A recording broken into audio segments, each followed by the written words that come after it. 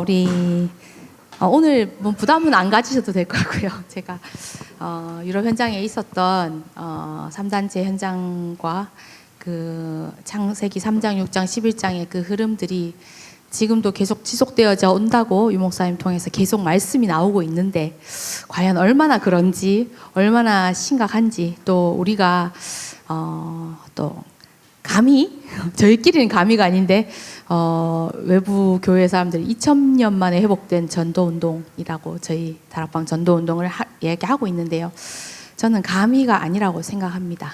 그것을 응답으로 보고 있고요. 그래서 그 언약을 확실히 그 이유를 알고, 그냥 그런가가 아니라 정말 그 이유와 그 배경을 확실히 알고 나의 언약으로 붙잡게 된다면 하나님께서 우리 이 전도 역사 속에, 전도운동 역사 속에 하나님께서 이 새로운 로마 복음화의 언약을 저에게 주시고, 또한 우리 유럽 선교 하는 분들께 성취해 나가셨던 것처럼 마찬가지로 여러분들 통해서 237과 실제로 내가 로마도 보아야 하리라는 그 언약이 내 개인과 나의 가정과 나의 현장 속에 실제로 성취되어지는 중요한 시간표가 될 것이라고 생각합니다. 그래서 평안하게, 그렇지만 하나님이 정말 내게 주신 언약이 무엇인가에 대해서 집중을 하시면서 오늘 말씀 받으시면 될 것 같아요. 굉장히 사실 내용은 많고 길지만 최대한 짧게 해보려고 노력은 하겠고요. 제가 말씀 한 절 보도록 하겠습니다. 이사야서 60장, 잘 아는 말씀이죠. 이사야서 60장 1절에서 3절 말씀과 그리고 19절에서 22절까지 말씀을 별로 길지 않기 때문에 함께 합독하도록 하겠습니다. 제가 가진 성경 1041쪽입니다. 구약 성경 이사야서 60장 1절에서 3절 먼저 함께 읽겠습니다. 일어나라, 빛을 발하라. 이는 내 빛이 이르렀고 여호와의 영광이 내 위에 임하였음이니라. 보라, 어둠이 땅을 덮을 것이며 캄캄함이 만민을 가리려니와 오직 여호와께서 내 위에 임하실 것이며 그의 영광이 내 위에 나타나리니 나라들은 내 빛으로, 왕들은 비치는 내 광명으로 나오리라. 19절부터 22절까지 함께 읽겠습니다. 다시는 나의 해가 내 빛이 되지 아니하며 달도 내게 빛을 비추지 않을 것이요 오직 여호와가 내게 영원한 빛이 되며 내 하나님이 내 영광이 되리니 다시는 내 해가 지지 아니하며 내 달이 물러가지 아니할 것은 여호와께서 내 영원한 빛이 되고 내 슬픔의 날이 끝날 것임이라. 내 백성이 다 의롭게 되어 영원히 땅을 차지하리니 그들은 내가 심은 가지요 내가 손으로 만든 것으로서 나의 영광을 나타낼 것인즉 그 작은 자가 1000명을 이루겠고 그 약한 자가 강국을 이룰 것이라. 때가 되면 나 여호와가 속히 이루리라. 아멘. 우리 어제 우리 산업부터 핵심까지도 계속 유 목사님 통해서 하나님께서 이사야서 말씀을 계속 주셨는데, 오늘 이 함께 나누는 말씀의 흐름 속에 하나님이 이것이 성령의 인도구나 또 확인되어지는 또 중요한 시간표였습니다. 제목은 제가 쓰면서 말하는 게 익숙하지 않아서 그런데 제목은 오직 복음의 빛을 비춘 237에 비추자입니다. 오직 복음의 빛을.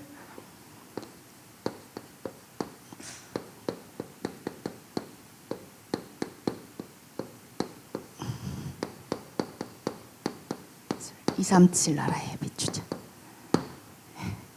본문은 이사야서 60장 1절에서 3절 그리고 뒤에 말씀이고요. 저는 좀 처음에 우리 아까 유민이 얘기도 했었는데 전안에 유민이가 대학을 오게 되면서 무조건 미션홈의 인도를 받아야 되는데 어떻게 인도를 받을 수 있을까 막 하던 중 임마누엘 서울교회 미션홈에서 밥을 먹으면서 우리 임마누엘 천안교회 미션홈이 있다라는 걸 알고 거기 렘넌트와 연결이 돼서 갑자기 서울에서 대구로 내려오는 길에 천안에 들려서 우리 급하게 우리 박 목사님, 배 목사님 뵙고 급하게 우리 유민이가 또 미션홈 인도를 받게 저는 이제 잠시 한국에 있었기 때문에 저희 선교사님하고 그래서 던져 놓다시피 하고 갔는데 하나님께서 너무나도 정확하게 이 오직 복음만 선포되는 교회에 저희 우리 조카를 또 보내주셔서 또 귀중한 훈련도 받게 하시고 또 하나님의 중요한 언약 속에 중요한 유일성 응답들도 받게 하신 거에 대해서 참으로 감사하게 생각하고, 그리고 또 우리 이 네팔 선교와 스위스 선교는 제가 목사님 처음 뵀을 때 얘기했었거든요. 별로 많은 차이가 없다. 왜냐하면 유럽에 네팔이 스위스이기 때문에 제일 높은 산이 스위스에 있고 또 산이 있는 곳에는 항상 우상 숭배가 가득합니다. 가득한 현장이고 이 복음이 들어오기 전에 스위스는 지금 전 세계에서 사실 가장 잘 사는 나라입니다. 실제로 통계 지수를 봐도요. 룩셈부르크가 제일 높다고 하지만 거기는 사실 거의 도시국가의 형태로 인구가 몇 명이 되지 않는 나라이기 때문에 그 다음이 스위스거든요. 그리고 지금 이제 전쟁이 일어나면서 이 스위스 프랑의 가치가 굉장히 올라갔기 때문에 유로를 능가해버렸거든요. 그래서 전 세계에서 말 그대로 국민 개인 총생산이 거의 가장 높은 나라로 스위스가 굉장히 지금 부각이 되어 있지만 사실은 유럽에서 가장 못 사는 나라였습니다. 가장 못 사는 나라였고 가장 비참한 나라였고 지금은 이 스위스가 굉장히 아름답지 않습니까? 그리고 한번 스위스 가보는 게 꿈이다라고 얘기하는 분도 있고 그렇게 하는데 그 옛날에는 그 산이 쓸 수 없는 땅이거든요. 그리고 이게 내왕이 안 돼. 지금은 뭐 도로가 있고 다 있으니까 내왕이 되지만 이 사람들은 정말 꼴짜기에 정말 한 마을씩 이렇게 살고, 그러니까 농지도 없고, 그러니까 너무 가난하고 겨우 목축이나 해서 먹고 사는 그런 땅이었거든요. 근데 이 스위스가 지금 전 세계의 세계 강국이 되어졌고, 그리고 지금 실제적으로 세계의 정치와 경제와 문화와 종교의 수도 역할을 하고 있는 것이 스위스입니다. 자기 나라라고 너무 이렇게 하는 거 아니야라고 생각하실 수도 있는데 제가 말씀을 드리면 반박하실 수 없을 것이 일단은 지금 유엔이 물론 뉴욕에 있지만 사실 그 유엔의 정신 국제연합의 정신, 이 통합의 정신이 사실은 이 스위스 제네바에서부터 시작돼서 제네바에 본부가 있고요. 그리고 각 그 국제 통상 기구들이 거의 제네바에 지금 다 있고요. 그리고 여러분 잘 아는 것처럼 지금 다보스 포럼 얼마 전에 또 이렇게 윤석열 대통령이 또 왔다 갔죠. 스위스에 왔다 가고 다보스 포럼도 진행되고 하는데 그게 어디서 진행하면 스위스에서 진행됩니다. 제네바는 스위스 완전 서쪽 끝이고 다보스 포럼은 완전 동쪽 끝입니다. 동쪽 끝인데 해발 1600m. 엄청나게 높죠. 해발 1600m에서 벙커를 지어놓고 핵폭탄이 터져도 죽지 않을 그런 벙커를 만들어 놓고 전 세계 쉽게 말해 서밋들이 모이는 그런 현장이 다보스 포럼이고요. 그리고 또 지금 전 세계의 검은 돈들이 다 모이는 곳이 스위스 은행인 건 아시죠? 그리고 지금 올림픽 그 IOC 본부가 스위스 로잔에 있습니다. 그리고 또 피파가 스위스 쭈리히에 있죠.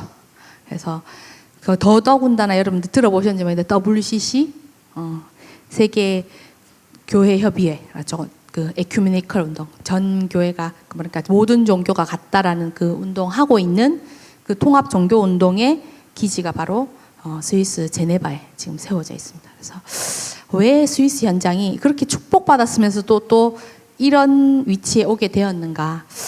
그런 것들을 좀 오늘 말씀으로 좀 나누기를 원하고요.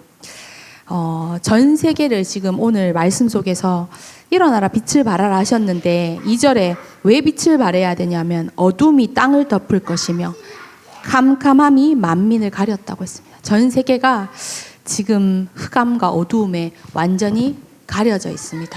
그리고 창세기 3장, 6장, 11장에 대한 말씀들 많이 받으셨죠. 그죠? 많이 들으셨고. 그런데 지금 실제적으로 이 영적인 흐름들은 사실상 창세기 3장, 6장, 10장 늘 있어 왔던 거지만 창세기 6장 네피림 사건 이후로 사실 노아 홍수가 일어나서 전 인류가 다 사실은 다 수장되게 되죠. 그 노아 가족 외에는.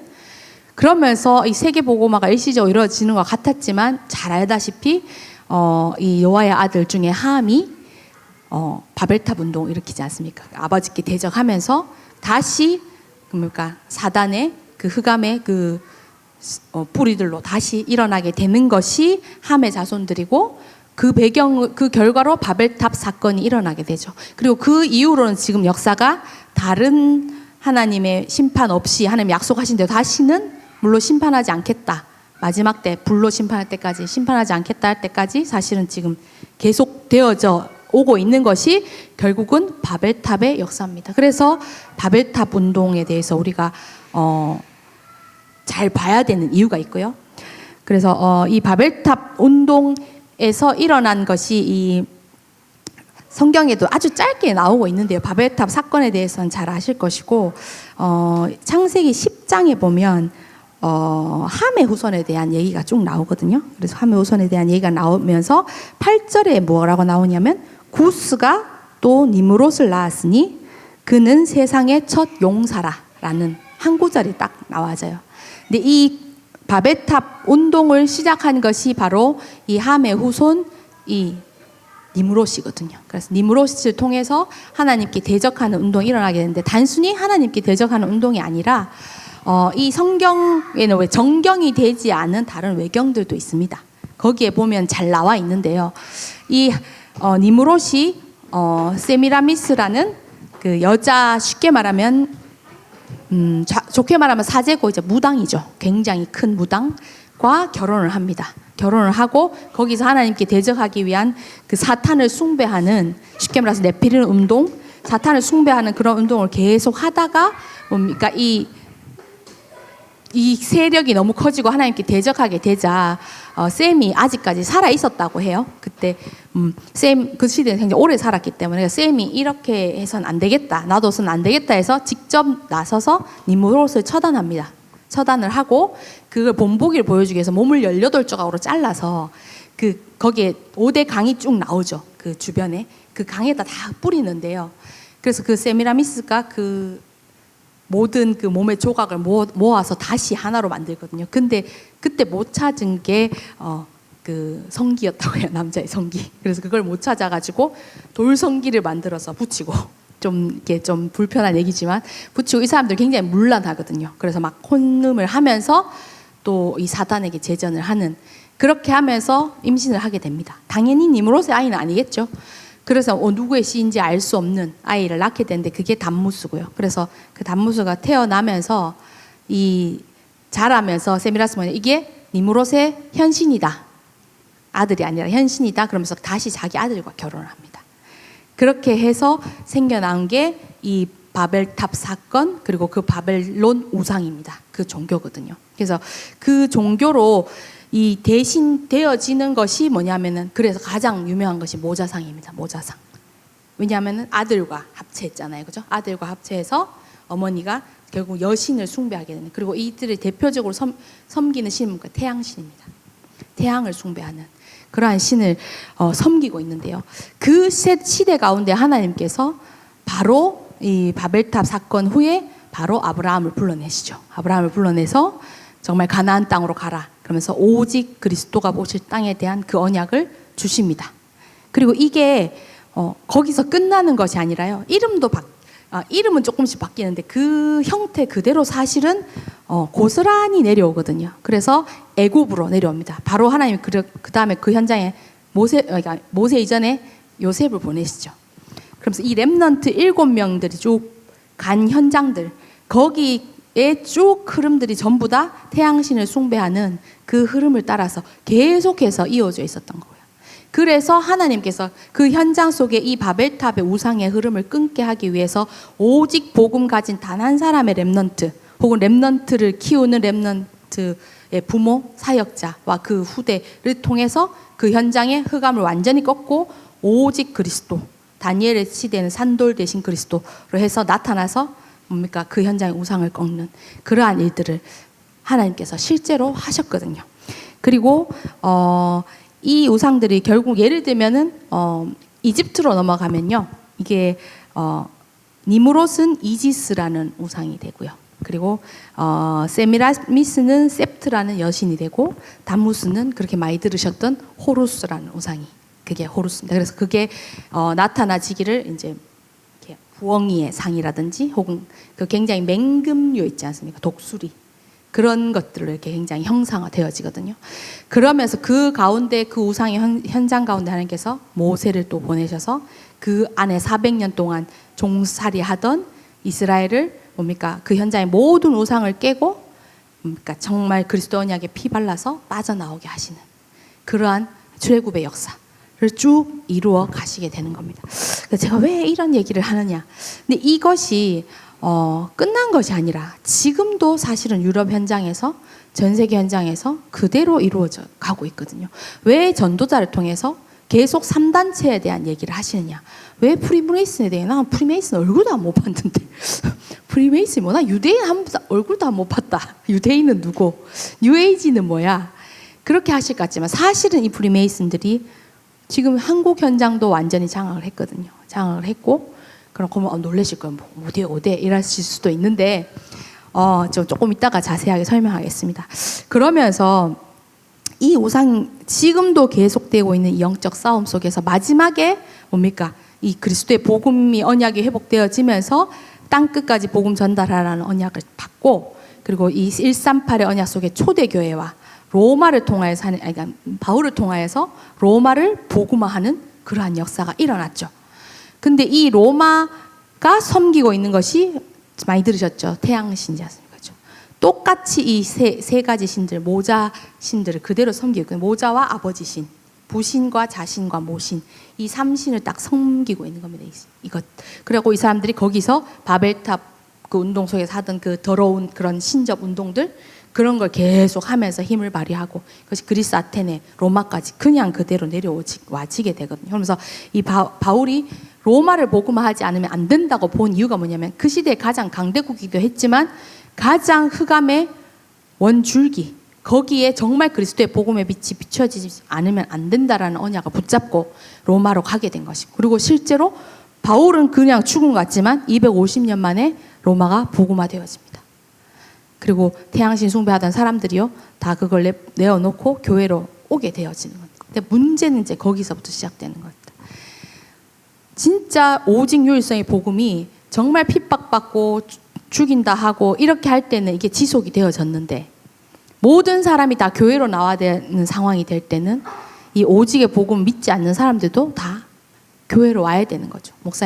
유 목사님 통해서 늘 말씀하신 것처럼 태양신 숭배하는 사람도 황제가 교회 가기 때문에 교회 가야 되고 그러한 상황이 된 겁니다. 그러면서 어떻게 되냐면 이 사람들은 오직 복음을 정말 나의 신앙 고백으로 받은 것이 아니기 때문에 그거 그냥 그대로 하면서 교회에 앉아 있는 거죠. 그냥 그대로 하면서 태양신 숭배 그대로 하면서 교회에 앉아 있게 되는데 이 사람들이 이제 어떻게 되냐면 슬슬 이제 복음이 약해질수록 뭐 하냐면 이제 마리아 숭배를 이제 슬그머니 끄집어내기 시작합니다. 그리고 천주교를 보시면서 왜 마리아를 숭배하는가? 마리아 천주교는 우리는 숭배하는 게 아니야. 그냥 예수님의 어머니이기 때문에 존경한다. 이렇게 얘기하잖아요. 근데 그거는 심지어 한국에 있는 천주교인들도 잘 모를 겁니다. 그 배경을. 뭐냐 하면 이 바벨탑 우상 때부터 숭배해 왔던 이 3신 있지 않습니까? 그 중에 가장 성부, 성자, 성령 중에 가장 다른 게 뭐예요? 성모가 없죠. 우리 복음 안에서는. 그러니까 어떻게 해요? 성령은 그냥 성당에 가보시면요. 비둘기로만 표시해놨어요. 비둘기로만 해놓고 어떻게 하냐면 그 세미라미스, 그 음녀, 성경에 나오죠. 음녀에 대한 얘기들 성경에 굉장히 많이 나오거든요. 그 음녀의 자리에 마리아를 슬그머니 끄집어내면서 신의 어머니, 하나님의 어머니라는 그러한 하면서 결국은 태양신 숭배하는 것을 고스란히 교회 가운데로 끌고 들어온 거예요. 그렇게 하면서 이제 그 중세 교회가 복음이 희미해지면서 혼합되어져 있었죠. 그거 하는 사람이 있는가 하면 복음을 가진 사람들도 있고 그렇게 혼합되어져 있고 그러면서 심지어 그 안에 있는 사제 집단들조차도 그 은밀히 모여서 그 은밀한 그 신접 그거를 하는 그러한 사교 집단들이 있었던 겁니다. 그러니까 그 교황청에서 그걸 막으려고 했는데 사실 쉽게 막지 못했거든요. 그러면서 이 사람들이 그 안에서 계속 태양신 숭배하면서 호루스, 담무스 계속 섬기는 그걸 하면서 그걸 이제 성모의 자리에 놓고 숭배하면서 그러니까 교회 안에 계속 있었던 거예요. 그렇게 하다가 결국 이 교회가 완전히 타락하게 되고 종교개혁이 일어나게 된 것도 다 아시죠.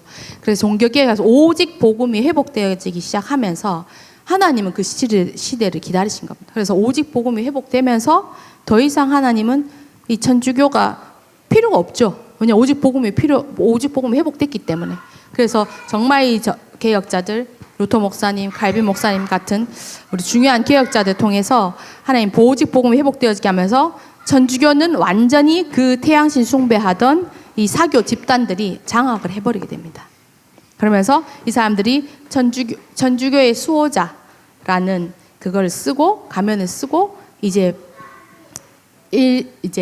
전면에 나타나게 되거든요. 전에는 숨어 있다가. 그렇게 해서 이제 여러분 제일 많이 들어보신 사람이 로욜라 이그나시오 데 로욜라라고 하거든요. 글씨가 보이실지 모르겠는데 혹시 들어보셨어요? 로욜라? 네, 이게 뭐의 창시자인지 아세요? 예수회 맞습니다. 이름은 좋죠. 예수의 창시자 로욜라가 일어나게 됐는데 이 로욜라는 그 천주교 내에 자정 운동을 하던 사람이 아니에요. 사실 이 사람이 원래 군인 출신이었고 너무너무 갈급하고 힘들어서 하나님을 만나고 싶어가지고 온갖 그 천주교의 서적들 다 읽어보고 그러면서 나중에는 자기 원래 되게 귀족집 아들이었거든요. 자기 재산 다 다른 사람 나눠주고 거지같이 해가지고 이제 쪽박 하나 차고 심지어 허리에 가시가 박힌 끈을 메고 얼마 아프겠습니까? 그걸 메고 그냥 하루 종일 걸었다는 거예요. 그게 순례자입니다. 순례자. 우리 스페인에 순례자길 많이 걷지요, 그죠? 많이 걷고 또 거기 한번 걸어보는 게 로망이 분들도 굉장히 많던데 그게 뭡니까? 이 로욜라가 걷던 길입니다. 이 스페인 북부 지방 사람이거든요. 그렇게 하면서 이 사람이 계속 고행하고 기도하고 갈급해가지고 계속 하면서 결국 이 사람이 어디냐면 몽세라트라는 산이 있거든요. 스페인에 가면 되게 쉽게 말하면 한국으로 치면 계룡산 같은데요. 가보면 진짜 신기합니다. 막 산이 막 둥글둥글하게 막 이렇게 생겼는데 막 제가 경상도 사람 사투리 좀 세게 쓰거든요. 막 이렇게 막 기둥같이 세워져 있고 약간 그 중국의 좀 신기한 산 장백산 그런 비슷한데 막 시커매요 산이. 거기에 보면 검은 마리아 상이 이렇게 있거든요. 지금도 사람들이 거기를 돌면서 수백 명이 매일 찾아옵니다. 그래서 거기를 돌면서 마리아한테 기도하고 그렇게 하는 산인데 거기서 이 사람이 마리아의 환시를 봅니다. 마리아가 나타나요. 그 사람 앞에 나타나서 너는 천주교의 수호자가 되어서 지금 일어나고 있는 개신교를 다 무너뜨리고 다시 나를 숭배할 수 있도록 그렇게 할 수 있도록 네가 쉽게 말해서 비밀 결사대에 이 사람한테 그걸 줍니다. 사명을 줍니다. 그렇게 하면서 이 사람이 군인의 옷을 벗고 사제의 옷을 입거든요. 사제의 옷을 입고 파리로 가서 그 마리아에게 피해 맹세를 한 신부들을 모읍니다. 피해 결사대. 그 사람들이 뭐냐면 이거를 하면서 영신수련, 피정 이런 얘기 들어보셨을 거예요. 그 천주교인들이 많이 하거든요. 쉽게 말해 자기들끼리 나름대로 집중인 거야. 잘 안 먹고 말 안 하고 계속 기도하면서 왜 하나님의 말씀 반박하고 막 이렇게 하는 그게 전부 이 로욜라가 하던 거거든요. 로욜라가 하면서 그 속에서 계속 이 태양신 숭배하고 계속 그 마리아 숭배하는 그거를 하면서 엄청난 영적인 힘을 계속 얻습니다. 그 몇 명들이 엄청 얻어가지고 내가 정말 천주교의 수호자로서 이 개신교가 사실은 개신교라 얘기하면 틀리지만 이 복음 우리 참된 복음과 이 교회가 사실은 굉장히 이 현장을 많이 회복을 하고 있었는데 이 사람들이 다시 카운터 레포메이션이죠. 우리 성경에 우리 권투할 때 카운터 펀치를 날린다 이렇게 얘기하자. 맞고 있다가 빡 한 대 때리는. 그래서 반종교 개혁 운동을 하겠다 해서 실제로 이 사람들이 비밀결사대를 조직합니다. 그래서 이 사람들이 피해 맹세를 하거든요. 피해 맹세의 내용이 뭐냐면 굉장히 잔인해요. 굉장히 구체적이고 잔인한데 제가 이거는 다 소개시켜드릴 필요는 없고 뭐냐면 우리는 어떻게든지 이 땅에서 개신교도들을 없앤다. 개종을 시키든지 개종을 안 하면 죽이든지. 그래서 개종 안 하는 네덜란드, 그때 대표적으로 네덜란드와 스위스와 독일 그 종교개혁된 나라거든요. 그 나라의 종교개혁된 사람들 심지어 임산부는 배를 갈라서라도 아이까지 다 죽인다. 그런 피해 맹세. 그래서 내가 이거를 승리하지 못하면, 이뤄내지 못하면 내가 내 심장을 꺼내서 마리아에게 바치겠다라는 그러한 피해 맹세를 하고 이 사람들이 반종교개혁을 지금 실제로 일으키게 되고 실제로 일으키면서 천주교도들은 사실상 한 번도 개신교를 받아들인 적이 없어요. 이 사람들 뭐 종교회의해서 그래 서로 인정해주자 이렇게 한 것 같지만 사실은 아니거든요. 그거 하면서 이 사람들 500년 내로 다시 개신교도들을 전부 천주교화 시킨다라는 목표를 가지고 차근차근 그 계획을 이루어 왔고 지금 거의 성취됐어요. 뭐 무슨 얘기야? 우리 이래 뻔하게 우리가 이렇게 눈을 뜨고 살았는데 그런 생각이 드시겠지만 지금 그래서 나타나는 현상이 유럽 교회와 미국 교회의 현상입니다. 지금 교회들이 다 문을 닫고 있거든요. 다 문을 닫고 있고 지금 미국 교회도 또 마찬가지고. 그렇게 하면서 교회 안에 이 사람들이 무슨 운동을 집어넣냐면은 트레스 디아스 많이 들어보셨죠? 한동안 한국에서도 엄청난 게 붐을 일으켰습니다. 트레스 디아스에서 막 서로 봉사하고 구제하고 사랑하고 우리가 하는 그리스도 안에서 하나다 한 형제다 하고 끌안고 울고 막 그 하는 거 있잖아요. 제 사촌 오빠도 굉장히 거기서 은혜 받아가지고 막 좀 기존 교회 분인데 그렇게 했는데 그 트레스 디아스에서 하는 모든 그 프로그램들이 있어요. 프로그램들의 그 이름이 있거든요. 그 외국말이라가 잘 어려운데 그게 뭐냐 하면요. 옛날에 개신교도들을 다시 천주교도로 바꾸기 위해서 고문하던 고문 기구들 이름입니다. 트레스 디아스가 뭐냐면 3 days란 뜻이에요. 독일어, 그러니까 스페인어로. 그래서 3일 안에 개신교도들을 개종시킨다. 천주교로. 개종하지 않으면 죽인다. 라고 하는 그 사람들의 프로그램이거든요. 그게 교회 안으로 그냥 들어옵니다. 그러면서 교회 안에 또 뭐 하냐면 불건전 신비주의 오순절계 받을. 그래서 막 불건전하게 막 불바다락 하고 그런 거 들어온 거 있죠. 전부 다 이 예수회와 천주교에서 다 실제로 교회를 복음을 희석시키고 교회를 무너뜨리기 위해서 실제로 하고 있는. 그리고 또 이 사람들이 가장 먼저 한 것이 전교입니다. 전도가 아니고. 그러면서 이게 처음에 종교개혁이 확 일어나면서 이 유럽 안에 정신 없을 때 이 사람들 빨리 개신교도들 오기 전에 우리가 이 현장을 먼저 선점해야 된다. 그러면서 선교사들을 보내요. 그러니까 천주교 선교사죠. 예수의 선교사들을 보냅니다. 그 유명한 영화가 미션이에요. 미션 많이 보시죠. 굉장히 아름답죠. 넬라 판타지하고 나오는 그게 뭐냐면 거기에 그 가브리엘 신부가 이 오보에를 부는 거거든요. 그 음악 한번 들어보시면 이거 이러실 거예요. 그러면 그 미션에서 굉장히 그 사람이 순교하면서까지 여기에 정말 복음을 전하고 오직 복음을 전하고 그게 아니거든요. 그 지금 남미가 왜 전부 저 지경이 됐냐 하면 전부 예수회가 들어와서 자기들 태양신 숭배하고 성모 숭배하는 그거나 이거나 똑같거든요. 이 사람들은 그거 하고 있는 그 부족들이 하고 있는 그 숭배 사실 똑같거든요. 그래갖고는 완전히 복음이 아닌 천주교로 완전히 그 현장 장악해 완전 재앙받든 가난하고 사실 그럴 이유가 없는 데거든요. 거기가 땅도 넓고 그죠? 뭡니까 자원도 많고 사실은 그런 데들 불구하고 완전히 저주받은 필리핀에서 그 선교사들 들어간 데마다 필리핀도 그렇고 전부 다 그런 재앙받고 가난하고 그러한 현장이 될 수밖에 없는. 그래서 이 예수회가 실제로 전교 사역이라고 해서 그걸 하게 되고 또 뭐 혹시 여러분 뭐 그 명량 보셨는지 모르겠는데 거기 보면 외장이 이렇게 십자가 이렇게 달고 오잖아요. 우리는 주의 이름으로 가기 때문에 뭐 승리한다 뭐 저는 못 봤어요. 근데 뭐 그런 게 있다 하더라고요. 십자가 달고 막 외장이. 근데 그게 뭐냐면은 복음을 받은 게 아니고 예수회가 가서 거기에다가 프랑스와 사비에라는 이 로욜라하고 그 대표 둘이에요. 그 예수회. 프랑스와 사비에는 주로 선교하는 사람이고 로욜라는 그러니까 유럽 안에 그 반종교 개혁을 진행했고 그러면서 프랑스와 사비에가 직접 일본에 가서 전합니다.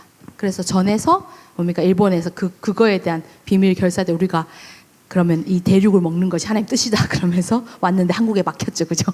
그것도 하나님 계획이 있었다고 생각하는데 그렇게 이 사람들이 개신교 말살을 목표로 놓고 차근차근 그 일들을 진행해 나왔습니다. 그런데 천주교 얘기를 왜 프리메이슨하고 지금 산단체 얘기를 들으려고 하는데 라고 하실 텐데 이제 제가 지금부터 이제 그 말씀을 드리겠습니다. 그래서 그 결과로 이게 300년, 이러면 1787년인가요? 독일에서 그 일루미나티라는 조직이 일어나게 됩니다. 혹시 그 3단체에 대해서 좀 연구하신 분들 일루미나티라는 조직에 대해서 얘기 들어보셨을까요? 그게 뭐냐면 바이스하우프트라는 신부가 거기서 태양신 숭배하는 비밀 결사 조직을 만들거든요. 그래서 그러면서 이 사람들이 거기서 계속 그 영적인 힘을 얻고 이 예수회에서 자기들이 정복해야 되는 단체가 개신교뿐 아니라 그 안에 프리메이슨이 들어있어요. 그래서 프리메이슨은 뭐였냐면 사실은 그냥 굉장히 강한 건축 상공의 그 건축 그 조직 있잖아요. 길드 같이 그렇게 되어 있는 조직이었거든요. 근데 이 일루미나티가 이 유럽 전역에 있던 이 건축 조직을 파고 들어가지고 거기를 장악합니다. 그래서 프리메이슨을 장악하게 됩니다. 그래서 사실은 프리메이슨의 배경은 예수회고 천주교입니다. 그렇기 때문에 제가 말씀을 드리는 거고. 그렇게 하면서 프리메이슨은 그런 조직이 아닌데 거기서 계속 태양신 숭배하는 그거를 하면서 영적인 힘을 얻으면서 계속 자기들이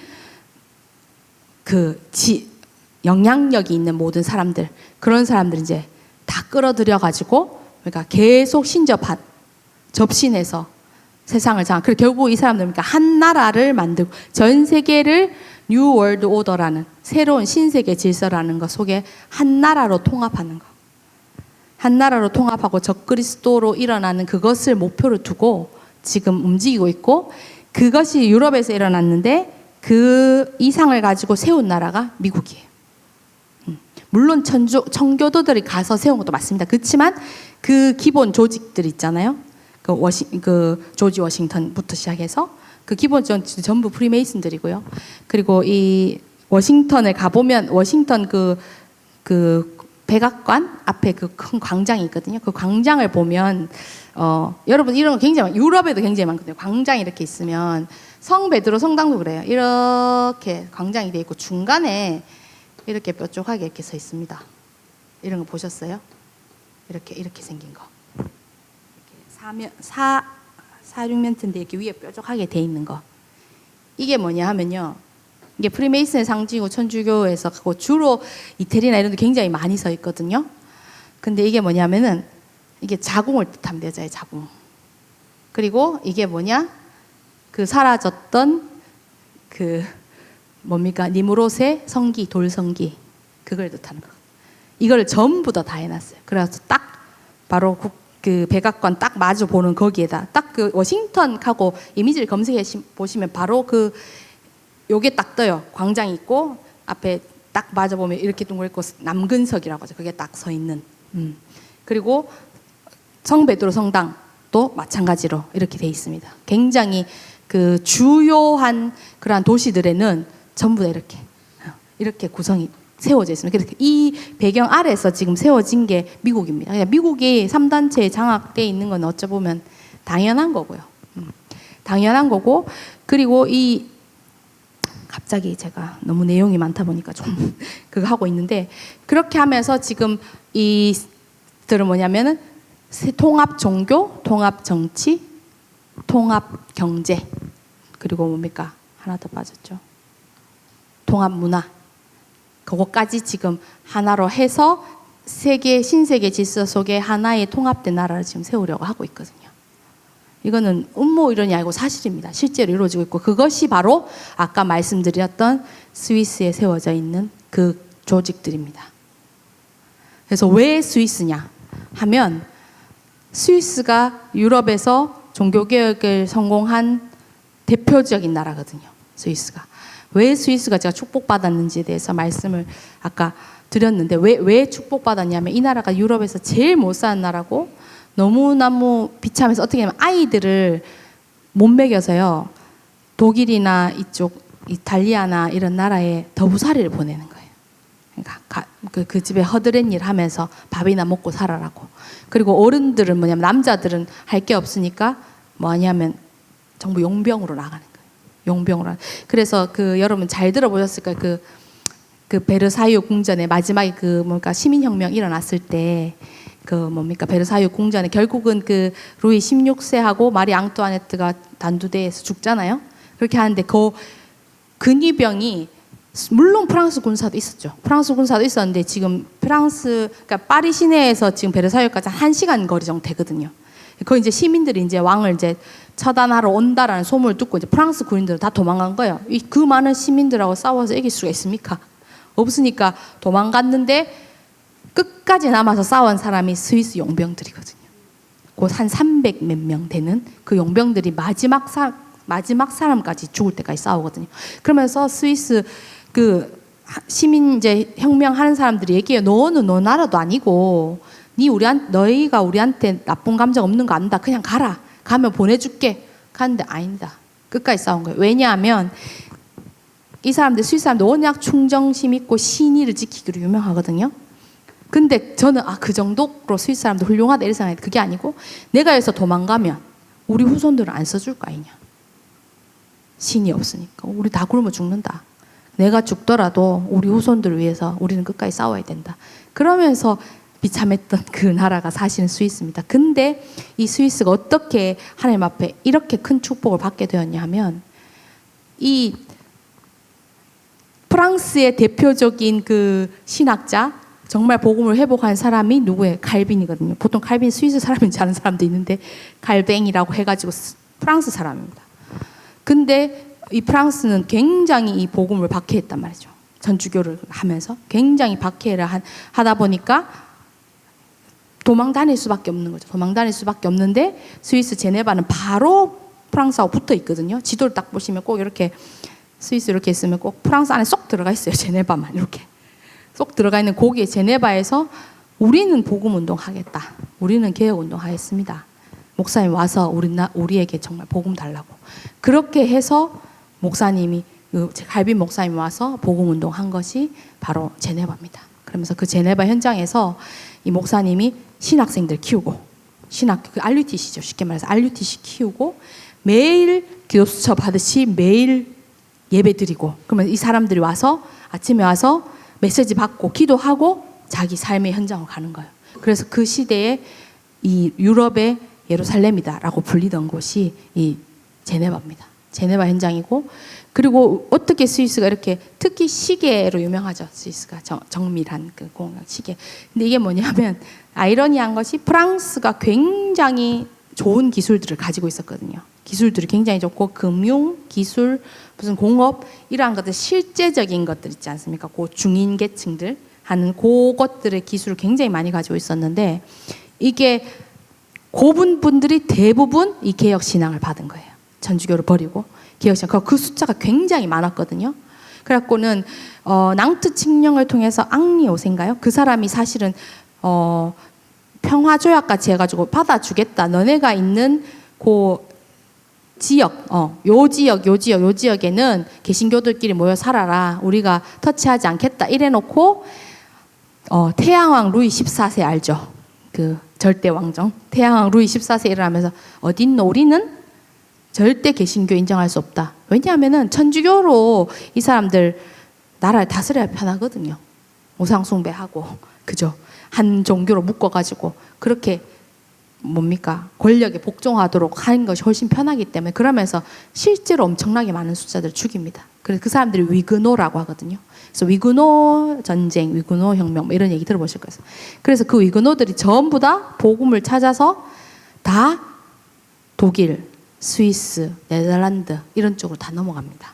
그러면서 이 사람들이 어디로 숨어드냐면 이 스위스하고 이 프랑스하고 국경 지방에 어마어마하게 깊은 그 산맥이 있어요. 그 산이 이름이 쥐라 산맥이거든요. 쥐라 산맥인데 쥐라기 공원 들어보셨죠? 쥐라기 공원. 그래서 그 쥐라기 공원이 나오는 게 그 쥐라 산맥 거기서 그 공룡의 뼈 이렇게 그게 나오는 바람에 그게 쥐라기라는 그 공룡기 중에 하나의 이름이 거기에서 붙여지게 되는데 그러니까 굉장히 깊어요. 그러니까 숨으면 잡을 수가 없는 그런 현장. 그래서 이 사람들이 어떻게 하냐면은 경제 활동을 해야 되니까 근데 잡히면 죽으니까 손에 딱 들고 몇 개만 들고 쉽게 팔 수 있는 물건 그리고 고도의 기술 고급 물건을 팔아서 생계를 유지하게 됩니다. 그게 바로 시계예요. 그래서 거기서 초정밀 시계, 정확한 시계들을 만들어가지고 밑에 내려가서 팔고 이제 잡으러 떴다 그러면 얼른 들고 도망치는. 그래서 그러면서 그 기술들이 스위스로 넘어가게 되고 지금 독일의 자동차 기술이나 독일의 금융, 상업 이런 것들이 전부 사실 위그노르를 통해서 다 들어온 겁니다. 그래서 사실 독일과 스위스 이런 굉장히 좀 근면한 사람들이긴 했지만 굉장히 무지렁이 같은 사람들이었거든요. 왜냐하면 왕조가 없었으니까. 왕조가 있어야 사실은 발달을 하는데 그러면서 사실은 프랑스의 거의 핵심적인 그 기술들과 모든 것들은 사실 다 넘어가게 돼요.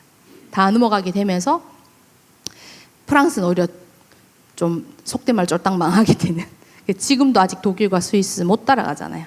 그러니까 그 사이에 위그노드 돌아와라 우리 받아줄게 하는데 이미 뭐 200년 지나서 정착돼 있는 사람들이 돌아갈 얘기가 없지 않습니까? 그래서 지금 그렇게 돼 있는 상태고 그래서 하나님이 이 나라가 정말 오직 복음 그리고 이 복음 운동하는 것에 정말 생을 걸었다는 이유만으로 하나님께서 이 스위스라는 나라를 너무너무 축복하셨는데 너무너무 축복하셨고 그리고 한국이 선교사 보내는 2위잖아요. 근데 한국이 2위가 되기 전에 스위스가 2위였거든요. 선교사 보내는 게. 그러니까 스위스를 2위인 게 놀라운 게 스위스가 인구가 800만 좀 넘거든요. 그런 인구에서 미국 다음으로 선교사를 많이 보냈다는 거는 사실상 엄청난 거죠. 그리고 지금 유럽 안에서도 그래도 복음 회복하려고 하고 복음 가지고 복음 갈급해하는 나라가 스위스 사람들이에요. 그러니까 길에서 전도하는 사람도 스위스에서 제일 많이 볼 수 있고 딴 나라에서는 아예 볼 수가 없어요. 전도하는 사람 스위스 사람들이고 그리고 복음 운동 하려고 하는 사람들도 스위스 사람들이 많고 근데 이 스위스가 왜 이렇게 돼버렸는 거죠. 지금 완전히 3단체의 그 흑암의 조직에 이 뭡니까 완전히 장악되어진 근데 그 배경에는 사실은 천주교가 있다는 거예요. 그 예수회가 이 스위스를 먹기 위해서 철저하게 이 사람들 준비하고 WCC 본부가 어디 있냐면요 그 유명한 국제 기구들 있잖아요. 뭡니까 국제 PLO 뭐 국제 노동기구 뭐 이런 UN 있는 그 금싸라기 다 엄청 비싸거든요. 왜냐하면 제네바가 굉장히 좁기 때문에 거기 한중간에 엄청난 부지를 가지고 있어요. 이 WCC 본부가. 근데 아시다시피 교회가 무슨 돈이 있습니까? 우리 지금 아니할 말로 교회 세울라 해도 지금 한 교회 하나 세우기도 힘든데 언제 그 교회들이 돈을 모아가지고 거기다가 땅을 세우겠어요. 근데 그 옆에 보면 엄청나게 큰 천주교 재단의 학교가 세워져 있거든요. 이 땅 천주교가 중교예요. 그럼 100% 분명합니다. 근데 이 WCC가 뭘 하냐? 그럼 여러분들 그걸 아셔야 되겠냐? 프리메이슨은 그래 사교 집단이고 그 하고 있는데 그러면 교회가 뭘 하냐는 거죠. 왜 오직 복음만 선포되는 교회가 이렇게 중요합니까? 오늘 목사님하고 우리 25년 동안 스님 하시던 분이 지금 교회에 찾아오셔가지고 그래서 이 오직 복음의 중요성에 대한 그리고 이 교회들을 찾아갔는데 그 들은 얘기들을 보니까 정말 심각하다는 생각이 들었는데 이 WCC는 뭐냐 하면요 천주교 단순히 천주교나 기독교나 아니 모든 기독교 종파는 같다 그런 얘기 하는 게 아니에요. 한번 와서 보셔야 됩니다. 뭐냐면 힌두교가 섬기는 신이나 그 코끼리 같은 뭐 이런 거 있죠. 힌두교가 섬기는 신이나 이슬람이 섬기는 신이나 심지어 아프리카에서 그 원시 부족들이 그 하는 그 있잖아요. 이상한 옷 벗고 하는 그 신이나 다 한 신이라는 거예요. 다 한 하나님이다. 다 하나님께로 가는 길이다. 그러면서 흑인 예수 이렇게 해놓고요. 이렇게 그 흑인 예수가 나쁘지 않게 흑인 이렇게 해놓고는 그 예배당에 딱 가보면요. 우리 유민이는 봤는데 그 예배당에 가보면요. 그 온갖 그 우상 숭배할 때 나오는 집기들 다 있습니다. 북하고 막 있잖아요. 왜 그런 거 다 우리는 이게 모두 다 하나님 만나는 길이야라고 하면서 그렇게 그걸 하고 있고요. 거기에 딱 한국 물건이 하나 있거든요. 그 공 같은 거 있죠. 이렇게 그 진 같은 거 치는 이렇게 공 같은 거 이게 채죠. 채 쉽게 말 동그랗게 이렇게 생긴 거기에 보면요 용이 이렇게 그려져 있는 그것도 예배하는 도구다 하고 이렇게 갖다 놓고 지금 그렇게 WCC가 하고 있는데 그 WCC가 지금 몇 교회만 하냐 그게 아니고 한국의 교회 저희 절반이 WCC에 들어가 있습니다. 아시다시피 통합과 합동이 나눠진 게 뭡니까? 이유 아세요? 통합과 합동 통합 말도 비슷한데 뭐가 다른? 통합은 WCC 쉽게 말해서 세계교회 협의회에 가입하겠다고 한 장로교가 통합이고요. 우리는 오직 해야 된다. 그렇기 때문에 이거 못한다 하고 나온 게 합동이에요. 그리고 그 가운데서도 더 보수적인 데가 고신이고, 그리고 뭡니까? 불과 몇 년, 불과 아주 벌써 오래됐죠. 15년, 16년 됐는데 지금 감리교회도 WCC 들어갔습니다.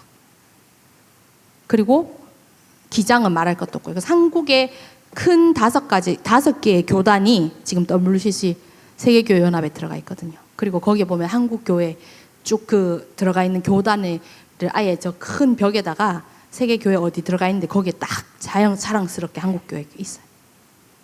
그렇게 지금 한국교회의 실정이 그렇다는 거예요. 강단에서는 예수 얘기하죠. 왜냐하면 부처 믿으나 예수 믿으나 다 똑같아. 그러면 한국은 지금 분위기가 그렇게 하면 난리 나잖아요. 이 목사님 이단이네. 그러니까 말은 하지 않죠. 말은 하지 않지만 실제로 그 목사님들은 어떤 이 WCC 아래에 있는 결국은 이 예수회가 다시 기독교를 먹기 위해서 500년의 철저한 계획을 세우고 지금 1878년에 그걸 세우거든요. 제네바에 WCC 교회연합을 세우기 위해서 하는데 그거 100년 만에 이미 한국교회 반이 들어갔다는 거예요. 지금 세계에서 가장 그래도 복음이 확실하다고 하는 한국교회가. 그럼 전 세계 교회는 말을 할 것도 없겠죠. 그러면서 지금 잘 보셔야 되는 게 지금 교황의 이름이 뭡니까? 혹시 아세요? 교황. 모르세요? 프란치스코 아닙니까? 제가 잘 알고 있습니까? 프란치스코 교황 맞죠? 이 프란치스코 교황의 특징이 있거든요. 3가지 특징이 있는데 하나는 뭐냐면 굉장히 예외적으로도 원래 교황이 죽어야 바뀌거든요. 근데 안 죽었잖아요. 지난 베네딕트가 얼마 전에 사망했죠. 그죠? 베네딕트 2세인가? 그 사람이 죽지도 않았는데 교황이 바뀌죠. 굉장히 이례적인 겁니다. 원래 교황이 죽고 다른 교황을 선출하거든요. 두 번째는 뭐냐면 유럽 출신 교황이 아니에요. 남미 출신 교황입니다. 그리고 세 번째는 뭐냐면 그 배경이 예수회 교황입니다. 처음으로 예수회에서 교황을 배출합니다. 그게 뭐냐면요. 원래 천주교는 예수회가 다 장악하고 있었는데 그전에는 예수회가 전면에 나서지 않았어요. 그래서 이 바티칸에서 이렇게 미사를 집전할 때 보면요. 교황이 미사를 집전하고 있고 이 맞은편에서 검은 옷을 입고 검은 가면을 쓴 교황이 앉아 있어요. 되게 공포스럽게. 그 검은 교황이라고 하거든요. 사실은 그게 진짜 교황이다라고 얘기를 해요. 사실은. 그게 예수회였습니다. 계속. 근데 어떻게 됐냐면 결국은 베네딕트가 죽기도 전에 베네딕트를 끌어내리고 검은 교황이 옷을 벗고 흰 옷을 입고 나타난 거예요. 이제는 우리가 세계를 장악할 준비가 다 됐다는 겁니다. 왜냐하면 프리메이슨의 배경이 천주교거든요. 천주교가 세계를 장악하기 위해서 프리메이슨을 다 움직이고 있고요. 그래서 지금 전 세계의 돈, 아까 스님도 얘기하시는데 절에 나는 돈은 교회의 돈은 비교가 안 된다면서 몇십억 몇천억 그냥 움직인다면서 기업인들이 몇천억씩 하고 한다는데 그런 정도가 아니고요. 전 세계의 모든 돈이 스위스 바젤에 있거든요. 그 경제를 움직이는 그 기구가 프리메이슨 산하인데 그 은행이 바젤에 있어요. 전 세계 돈이 지금 거기 다 묶여 있는 겁니다. 그래서 그 사람들이 움직이는 거예요. 모든 걸. 그래서 일론 머스크가 뭐라 한마디 하니까 주가가 어떻게 돼가지고 일론 머스크는 돈 엄청 벌고 밑에 사람들은 쫄딱 망하고 이런 얘기 많이 들으셨죠. 그런 것들이 그냥 노예돼서 조직적으로 움직일 수밖에 없도록 이 사람들이 경제와 모든 걸 다 장악한 거예요. 바이든이 프리메이슨인 건 너무 잘 아실 거고, 바이든은 지금 사교 그거 너무너무 그 사람들 다 신접하는 그거 하거든요. 너무너무 많이 하다 보니까 자녀들이 다 재앙으로 죽었잖아요. 이상한 성에 빠지고 이렇게 하면서 사고로 죽고 전부 실제로 개인들은 지금 다 무너지고 있는데 어찌됐거나 지금 정치와 경제와 모든 것들을 장악하고 있다는 겁니다. 우리하고 상관이 없을까요? 아니거든요. 지금 유 목사님 전도자를 통해서 우리가 진짜 왜 2000년 만에 회복된 운동인지, 왜 우리가 이 3단체 이상을 능가할 수 있는 복음을 가지고 왜 당하고 있냐, 그리고 정말 우리가 영적인 힘 회복해야 되는 이유가 무엇이냐, 이거는 사실적인 얘기입니다. 먼 얘기가 아니고, 지금 여러분도 잘 들어보셨을 거예요. SM이나 지금 한국의 K-팝들이 어마어마하게 히트를 치잖아요. 히트를 치고, 그리고 BTS나 이런 애들 어딜 가도 심지어 유엔에 가서 연설을 할 정도로 그렇게 하는 전부 뭡니까? 프리메이슨이 장악했다는 이유가 뭐예요? 지금 우리 청소년들이 전부 어디에 빠져 있어요? 그 아이돌 그거 하는 거에 빠져 있잖아. 내가 아이돌이 되든지 아니면 아이돌에 이게 되든지. 우리 한국만 아니라 전 세계가 이래 한국에 인기가 있을 때가 없었어요. 한국 사람이 한국에 대한 이런 막 그걸 가지고 물론 그게 복음에 굉장히 도움이 되긴 합니다. 도움이 되긴 면도 있는데 결국 우리의 후대의 모든 정신과 모든 것들을 다 빼앗고 있는 것이 무엇이냐는 거죠. 그리고 돈의 흐름들이 실제로 어디로 움직이고 있냐는 거죠. 지금 SM 이수만 또 난리 났잖아요. 그죠? 뭐 다른 그걸 결국은 저 사람들 움직여가 뭔가 성공하는 것 같지만 개인은 다 망한다는 거예요. 정신적으로나 육신적으로나 실제로 망할 수밖에 없는 그러한 상태 가운데 빠져 있는 것이 지금 이 현장입니다. 그리고 이 현장에 반드시 적그리스도로 이들이 나타나게 될 것이라 성경에 예언돼 있잖아요. 전 말세를 얘기하는 게 아니라 적그리스도가 나타나 교회를 핍박하게 될 것이다 라고 얘기를 했습니다. 근데 지금의 현대 교회의 문제가 무엇이냐는 거죠. 복음의 빛을 잃었습니다. 세상이 어두움과 캄캄한 가운데 가득 차 있는데요. 이 사람들은 가짜 빛을 숭배하고 태양신을 숭배하고 있는데 교회는 오직의 복음 참빛 세상에 와서 각 사람에게 비치는 빛이 있었나니라고 했잖아요. 그 빛이 그리스도 아닙니까?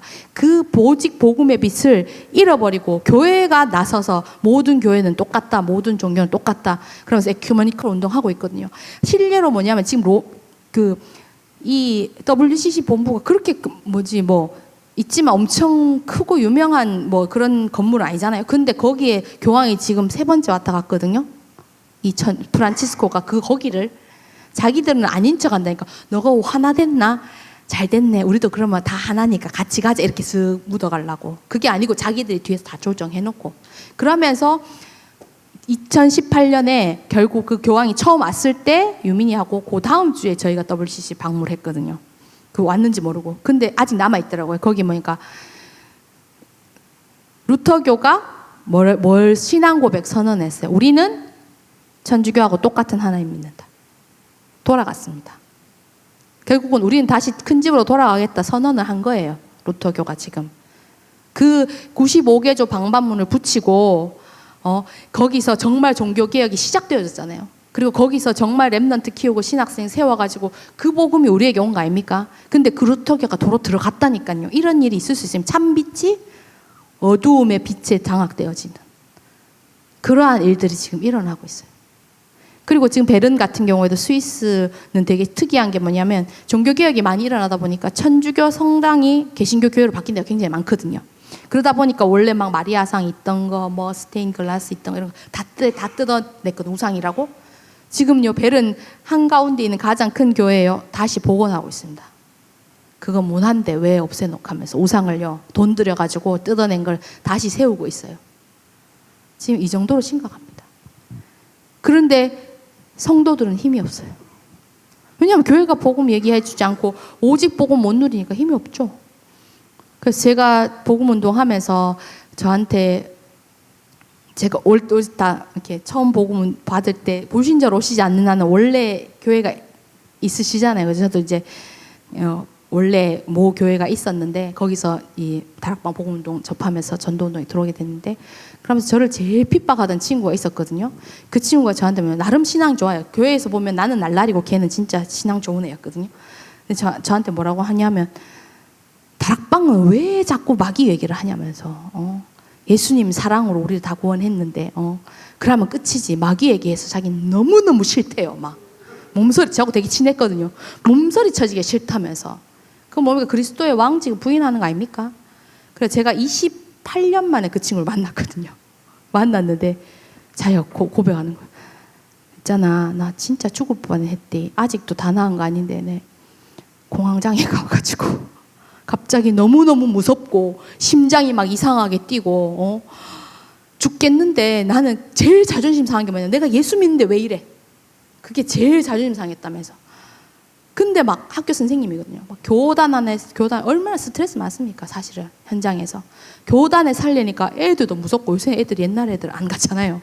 애들도 무섭고 혼자 애 키우니까 그것도 무섭고 막 심장 이상하기 때문에 머리가 터질 것 같고 한데 하나님한테 물었다. 계속 왜 내가 왜 이래야 되면 왜 이래야 되면. 자기 남편한테 기도해줘 그랬더니 사랑의 예수님 한테 신경질이 났더래요. 지금 사랑의 예수님이 문제가요. 교회가 왜 이런 얘기를 하냐면 지금 교회 잘 다닌다고 하는 성도들 조차도 실제로 현장에 와 있는 영적 문제 해결 못합니다. 답을 줄 수 당연히 없죠. 자기한테 답이 안 되는데. 그리고 자기는 시달리고 있어요. 물론 그거 걸렸다고 망했냐 그건 아니에요. 그래서 그 친구가 복음을 자기가 좀 체험한 거예요. 그 얘기를 하더라고요. 현장에는 그 힘이 없어요. 성도들이. 근데 후대들은 어떻게 해요? 전부 무너지고 있어요. 진짜 전부입니까? 여러분 전부 아니라고 생각하세요. 애들 핸드폰만 붙잡고 있잖아요. 전부 3단체가 다 만든 거 아닙니까? 스티브 잡스, 그죠? 그거 뭐니까 그 마이크로소프트사의 그 전부 그 사람들이 만들어가지고 얘들 전혀 묵상되지 않고 전혀 복음의 능력 누리지 않고 딴 거 하도록 애들만 그래요. 여러분도 그렇죠. 지금 그렇게 하고 있는 겁니다. 사단은 실제적으로 철저하게 정말 오직 복음만 놓치도록 교회와야 후대와 지금 성도들을 완전히 힘을 빼고 있는데 자기들은 어마어마한 영적인 힘을 가지고 세상을 마음대로 휘두르고 있거든요. 여러분 앞에 얘기한 건 복잡, 그건 기억하실 필요가 없고 설명하려고 하는 거고 지금 현장이 그렇다는 거예요. 그 눈을 뜨셔야 됩니다. 스위스 현장이 어떠냐면요. 제가 참 이렇게 마음이 아팠던 순간이 몇 번 있었는데 제가 사실 처음에 독일로 유학을 갔거든요. 원래 유학을 가려고 한 게 아니었는데 제가 성학을 했습니다. 성학을 했고 부모님은 유학을 가라고 하셨어요. 이제 졸업했으니까 유학 가라. 이래 했는데 저는 하나님 앞에 양심적으로 그렇게 하기 싫더라고요. 내가 전도자로 살면 여기서 전도하고 살아도 되는데 내가 왜 유럽에 가야 되냐. 그러면 하나님이 나를 유럽에 보낸 이유가 있어야 될 거 아니냐. 하나님 나를 선교사로 보낼 이유가 있으면 내가 가는 거고 아니면 여기 있는 거다. 그러고 주저앉았어요. 안 가고. 딴 친구들은 다 놀려서 딴 부모들은 돈 안 보태줘가지고 못 가는데 니는 바보다 왜 안 가냐면서. 근데 저는 그렇게 하기 싫더라고요. 하나님 마음을 주신. 그러면서 제가 정말 제 인생을 놓고 하루에 5번씩 정식기도를 했거든요. 그때. 그러니까 하나님이 하게 하신 거예요. 어떤 문제와 사건을 딱 일으키시면서 기도하지 않으면 안 되는 그걸로 만드시면서 하나님이 저에게 주신 말씀이 이사야서 말씀이었습니다. 이사야서 말씀. 전 세계가 어두움과 흑암 가운데 빠져 있는데 내가 너에게 이미 빛을 주었다. 그리고 내가 너를 파수꾼으로 세웠다. 제 평생 기도 제목이 이사야서 62장 6절 7절 말씀입니다. 찬양을 해야 되는데 노래를 했으니까 찬양을 회복해야 될 거 아니냐. 찬양을 회복하려면 복음을 회복해야 찬양이 회복될 거 아니냐. 그래서 너를 파수꾼을 세우고 예루살렘 24시 잠잠하지 않는 자로 내가 너를 불렀다라고 하면서 하나님이 저를 독일로 인도하신 거예요. 저 오늘 이태리로 가려고 했는데 하나님이 독일로 인도하시더라고요. 그러면서 저 독일 현장에 복음이 없어서 완전히 죽어있는 저 현장. 교회는 문을 닫고. 저는 우린 또 로망을 가지고 있잖아요. 루터를 통해서 종교개혁이 일어난 거기 그 동독이잖아요. 그 지역이 동독이거든요. 제가 같이 사는 제가 처음에 기숙사에 살았습니다. 여자애들만 한 층에 사는데 통독된 지가 얼마 안 됐을 때였어요. 제가 99년 말에 갔으니까. 그래서 통독된 지 얼마 안 됐고 동독 출신의 아이가 거기서 공부를 하고 있었는데 저는 이제 옛날 서독 지역이었는데 지금 어디냐면 딱 지금 임마누엘 독일교회 세워져 있는 지역이거든요. 거기를 놓고 거기 갔는데 그 아이가 아버지가 목사예요, 목사. 근데 동독계 목사예요. 공산주의 그쪽의 목사니까 교회는 그냥 있더라고요, 보니까. 근데 너무너무 이상했던 건 뭐냐면 부활절날 자기 부모님이 왔어요. 기숙사에 왔어. 나는 부활절날 그때는 교회가 디셀도르프에서 멀었거든요. 막 아침부터 옷 차리고 막 부활절을 교회 간다 바쁜데 막 그 집은 앉아 빵 발라먹고 안녕 하면서 목사님인데 교회를 안 가는 거예요. 그것도 이상하다. 그런데 얘가 목사님 딸이다 보니까 제가 이제 그러니까 그때 영어가 좀 나왔으니까 영어로 복음을 이렇게 얘기하는데 이 아이가 고민을 하면서 뭐냐면 자기는 하나님과 싸우고 있대요. 왜 싸우냐면 자기 주위에 동성애자가 너무 많은데 너무너무 착하고 얘들이 너무너무 선한데 왜 하나님이 얘들 버렸냐면서 왜 이 아들 용납하지 않냐. 그래서 나는 하나님과 싸우고 있다면서. 이 현장의 영적인 상태가 이렇구나. 그때는 좀 충격이었어요. 지금은 동성애자들이 막 나타나고 이렇게 좀 드러나잖아요. 근데 99년도에 한국에 동성애자 말도 못 꺼낼 텐데 거기 보니까 실제로 기숙사 안에 동성애자들이 있고 그 아이가 그 얘기를 딱 하는 거예요. 그러면서 제가 오스트리아를 하나님 딱 가게 하셨어요. 오스트리아에 딱 갔는데 하나님 거기는 오스트리아 현장은 어떤 현장이냐면요. 70% 종교개혁이 됐다가 다시 역종교개혁 예수회에서 완전히 먹힌 현장이에요. 그 현장이. 그러면서 거기 신학교 가보면 뭐라고 써있는지 아니까 둘히 마리아 디 엘루이즘이라고 써있어요. 마리아를 통한 구원. 아예 그렇게 써놨습니다. 천주교가 여러분 교회 비슷한데 좀 희미하고 이런 거라고 생각하시면 절대 착각이에요. 그러면서 그 감리교 제가 처음에는 교회가 없었기 때문에 그 감리교회 한인 모임이 있는 그쪽 교회에 나갔었거든요. 그러다가 제가 그 교회 떠나게 된 게 감리교가 WCC에 들어가면서 제가 떠나게 됐는데 그 목사님한테 물었어요. 왜 들어가냐? 모든 신이 같냐? 그러니까 그분이 뭐냐면 우리는 너무나 긴 세월 동안 종교 전쟁을 해왔기 때문에 우리는 평화를 원한다. 더 싸우기 싫다. 그래서 우린 들어갔다. 이러는. 그게 유럽 교회고.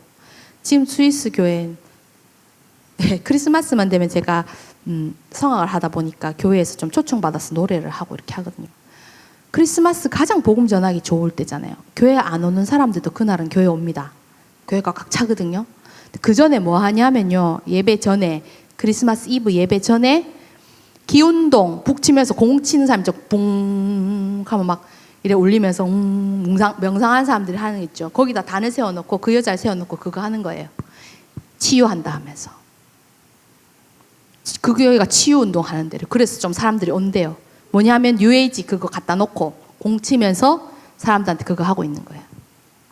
그러면서 후대들 어떻게 하냐면 제가 참 이런 얘기해서 안타깝습니다만 저희 랩넌트인데 중학교 딱 가더니 마약 중독이 너무 심해가지고 요양원에 들어갔어요. 수용소에 들어갔어요. 얼마나 심하냐면 얘랑 같이 하나는 죽었어요. 너무 많이 해가지고. 근데 중학교만 들어가면 반의 70-80% 이상이 마약을 하는 겁니다. 마약을 안 하면 왕따를 당해요. 이 칼빈 목사님이 이 5가지 복음을 얘기하면서 튤립 복음을 얘기하면서 종교개혁한 현장이 그 현장입니다. 후대들은 전부 다 그렇게 무너져 있고요. 심지어 그 부모의 전통을 따라서 입교하려고 하는 아이들이 있거든요. 앉아있는데 제가 일하는 식당이 있어요. 거기에 뭐냐면 스위스 남자분이랑 한인 여자분이랑 결혼한 식당이에요. 제가 TCK, 그래서 이 현장을 살릴 수 있는 키는 TCK다 라는 말씀을 주셔서 TCK 현장을 기도하다가 하나님이 거기에 들어가게 하셨거든요. 근데 그 남편은 개신교 굉장히 강한 집안이고 와이프는 원래 종교가 없던 사람인데 남편 따라 교회도 좀 가고 뭐 이랬는데 이 남편의 아이가 이제 입교를 하는 거예요. 그러니까 신앙은 별로 없어. 근데 자기 할아버지가 너무 원해서 얘가 입교를 하는데 그래 이 사람들 입교는 거의 결혼식만큼의 축복 엄청 축하하거든요. 선물 주고 막. 그죠? 그게 맞죠. 그런데 자기는 슬프다는 거예요. 자기 주인이, 남자 주인이 저하고 얘기를 하면서 자기도 입교를 너무너무 하고 싶었는데 쫓겨났대요. 입교장에서 교육받다가. 왜 쫓겨났냐고 물어보니까 자기는 앉아있는데 너무너무 궁금하더래요. 왜 인간이 이렇게 타락을 했으며 하나님 왜 그렇게 놔뒀고 하나님 살아계신데 왜 이 땅이 이런가. 그 근본적인 질문 있잖아요. 그게 너무너무 궁금해서 이 아저씨는 되게 솔직하거든요. 목사님한테 물어본 거예요. 근데 하나님이 왜 이렇게 이런 일이 일어나게 놔두셨고 왜 세상이 이래 됐고 그걸 물어봤는데 목사님이 대답을 못하는 거예요. 복음이 뭐 하나님이나 힌두교거나 뭐 다 똑같은 거를 믿는 그 교회가 무슨 답을 주겠습니까? 그 말은 참 안 하지만. 근데 문제는요. 자기 주변에 같이 입교를 하려고 하던 7명의 아이들이 목사님의 정말 눈에 불이 붙듯이 목사님을 쳐다봐요. 통을통 무슨 답을 하는지. 자기들도 너무너무 궁금한 거라. 쉽게 말해 너무너무 복음이 듣고 싶은데 답을 안 주니까. 그게 목사님이 당황한 거예요. 그래갖고는 니는 마귀 새끼다 나가라. 불신앙 심는다 하면서. 자기는 입교를 너무너무 하고 싶었는데 자기 입교 못했다면서. 자기 아들도 지금 똑같은 질문을 가지고 있는데 이 목사님이 또 답을 안 줘. 걱정이야. 입교를 하지만 어떻게 될지 걱정이야. 지금 스위스 현장이 그렇습니다. 그래서 왜 오직의 복음을 얘기해야 되는지, 우리에게 왜 하나님이 2000년 만에 이 복음 운동을 회복하게 하시는지 분명한 언약을 오늘 붙잡는 시간이 되셨으면 좋겠습니다. 아주 짧게 제가 마지막으로 정리할게요. 하나님이 우리에게 빛 대신 그리스도를 주셨습니다. 이 빛은 유일한 빛이고요. 이 빛이 아니고는 절대로 세상을 살릴 수가 없어요. 현장에 사람들이 복음을 안 듣는다, 복음 전하기 어렵다, 다 거짓말입니다. 미안하지만 안 들을 수도 있겠죠. 그렇지만 이 사람들은 누구보다도 복음을 듣기 원하고 이 사람들의 영혼은 복음을 찾고 갈구하고 있거든요. 제가 현장을 봤을 때 처음엔 저도 그렇게 생각했어요. 그래서 어떻게 하면 이 사람들 좀 접근해 볼 수 있을까? 내가 노래하는 걸로 접근할까? 이걸로 접근하고 하나님 접점이 없습니다. 하나님 어떻게 해야 됩니까? 이렇게 질문했거든요. 근데 그게 아니에요. 제가 그 티시계의 언약 잡고 현장을 딱 갔는데요. 그 와이프는 막 이것저것 한다 했잖아요. 이 와이프는 어디에 빠졌냐 하면은 남편 따라 교회 가보다 답이 없거든요. 이 사람이 시도 때도 없이 아파. 병원 가면 자기는 죽을 듯이 아픈데 병원 가면은 원인이 안 나오는 거예요. 이 사람이 뭘 하냐면 정토회 수업을 듣는 거예요. 불교 정토회 수업을 듣는데 제가 일하는 거기에서 5명이 있는데 그 주인하고 친한 한 사람하고 저를 그 식당을 소개해 준 동생이랑 셋이서 정토회 수업을 들어요. 정토회 수업을 듣는데 하나는 천주교 신자, 하나는 기독교 신자, 하나는 무교이래요. 그 사람들 가면은 자기들끼리 이래요. 성불 하십시오. 이렇게 기도하고. 근데 이 사람들 어떻게 복음을 전해야 되나 지금 계속 기도를 하고 있는데 제가 그래서 여서 스위스 안에서 이 정토의 수업을 듣는 사람이 한국까지 이걸 듣나 내가 신기하다 이랬는데 물어보니까 그게 아니에요. 스위스 현지인들이 한국 정토의 수업을 듣는 거예요. 통역 붙여가지고 스위스 현지인들 그렇게 많이 들어온답니다. 한국 정토의 그 수업에. 그리고 자기는 거기가 더 분위기가 좋대요. 한국 사람들이 있는 것보다도. 그러니까 교회가 복음 주지 않으니까 완전히 갈급해가지고 이 사람들이 쉽게 말해서 나를 찾는 거 아닙니까? 그 뉴에이지 운동에 전 빠져있고. 또 저는 얼마 전에 프리메이슨한테 편지를 받았거든요. 이메일을 받았어요. 뭐 무작위로 보내는 건지 알고 보내는 건지 모르겠습니다. 근데 이 사람들이 비밀 메일을 딱 보냈어요. 저 아니면 열어볼 수 없고 다른 사람한테 전달도 못하는 메일. 딱 그러면 엑스파이어 딱 뭐라 해야 되나 제거될 수밖에 없는 그런 메일 폼이 있더라고요. 그게 보내가지고 뭐냐면 우리는 프리메이슨이다. 나는 당신을 도와주기 원한다. 당신한테 경제적으로나 정신적으로나 가정의 문제나 육신적인 문제나 우리가 똑같죠. 그런 문제 없냐? 연락해라. 우리가 답을 줄게. 그 사람들 다 뭐 하겠습니까? 연락하면 접신하는 거 하겠죠. 실제로 이 사람들이 현장을 그렇게 파고들고 있다. 그러면 저희 주인 같은 사람, 갈급한 사람 전화 안 하겠어요? 죽어도 아들 마약 안 끊어지는 사람 그 연락 안 하겠습니까? 그렇게 프리메이슨들이 가는데 이 사람들이 프리메이슨들이 어떠냐면은 너무나 대학이나 이런 데 기부를 너무 많이 하고요. 장학금 너무 많이 주기 때문에 엘리트든 프리메이슨 가면 최고인 줄 알아요. 영향력 있고 뭐 미국 대통령도 프리메이슨이고 나는 프리메이슨 들어가는 게 자기 목표야. 그 찌리히 공대 같은 경우는 전 세계 5위 안에 듭니다. 그 공대가 그 유명한 아인슈타인이 나온 공대거든요. 그 공대에 제가 원래 다락방 운동하시는 권사님 지금 암으로 소천하셨는데 그 집 큰아들 공부를 굉장히 잘해가지고 그 쭈리 공대에 다니고 있었어요. 근데 이 큰아들이 이제 사실 그렇게 이렇게 신앙이 굉장히 좋진 않은데 그 어머니 성화에 따라서 매일 일부 예배는 우리 같이 드리고 했는데 유 목사님 프리메이슨 얘기할 때마다 막 신경질 내는 거예요. 막 짜증내고. 프리메이슨이 얼마나 좋은 단체인데 유 목사님은 이제 지가 보기에는 자기는 쭈릭 공대 말 그대로 세계 최고 엘리트 유 목사님 목사 뭐니 뭐 아나 이런 식인 거지. 얼마나 그건지 아나. 나도 그거 들어가고 싶은데 자기들끼리 최고인 아들만 딱 모아가지고요 모임하는 거예요. 프리메이슨. 그렇게 해가지고 실제로 엘리트를 완전히 장악하고 있고 그런 현장 가운데 있습니다. 근데 하나님이 우리를 그 현장 살릴 자로 부르셨다라는 거예요. 왜? 오직의 복음만이 이 현장을 살릴 수 있거든요. 근데 우리에게 오직의 빛을 주셨습니다. 제가 스위스 현장에 오자마자 우리 맹소연 집사님 와보셨는데 저희 정말 흔하지 않은 복음 가진 가정을 하나님은 인도하셨거든요. 저희는 왜냐하면 미션홈이고 예배를 드려야 되기 때문에 일반 집에 들어가서 만약에 우리 예배 드리는 거에 대해서 누가 한 사람이라도 시끄러워 외역을 하면 못해요. 그래서 엄청 기도하면서 하는데 이 집이 아들을 선교사로 보내고 정말 복음 있는 교회의 그 중직자 가정이었어요. 근데 그 가정이 이사하고 얼마 안 돼서 저희 주인의 친정 어머니가 처음 복음을 받고 그 집안이 다 예수를 믿게 됐거든요. 친정 어머니가 연세가 굉장히 많았어요. 86세 뭐 이 정도 됐는데, 그러니까 치매가 좀 와가지고 살짝 정신도 왔다 갔다 하고 그런 분인데, 저희 주인은 저희가 선교사라는 걸 알고 너무나 제가 기쁜 마음으로 찬양을 하면서 저희가 집 계약서를 쓰고 그렇게 들어왔거든요. 근데 이제 너희 집에 한국 사람이 들어왔다며, 저희는 지금 해발 1000m 산골에 사는데 한국 사람이 없어요. 사람보다 소가 더 많은 동네에 살고 있습니다.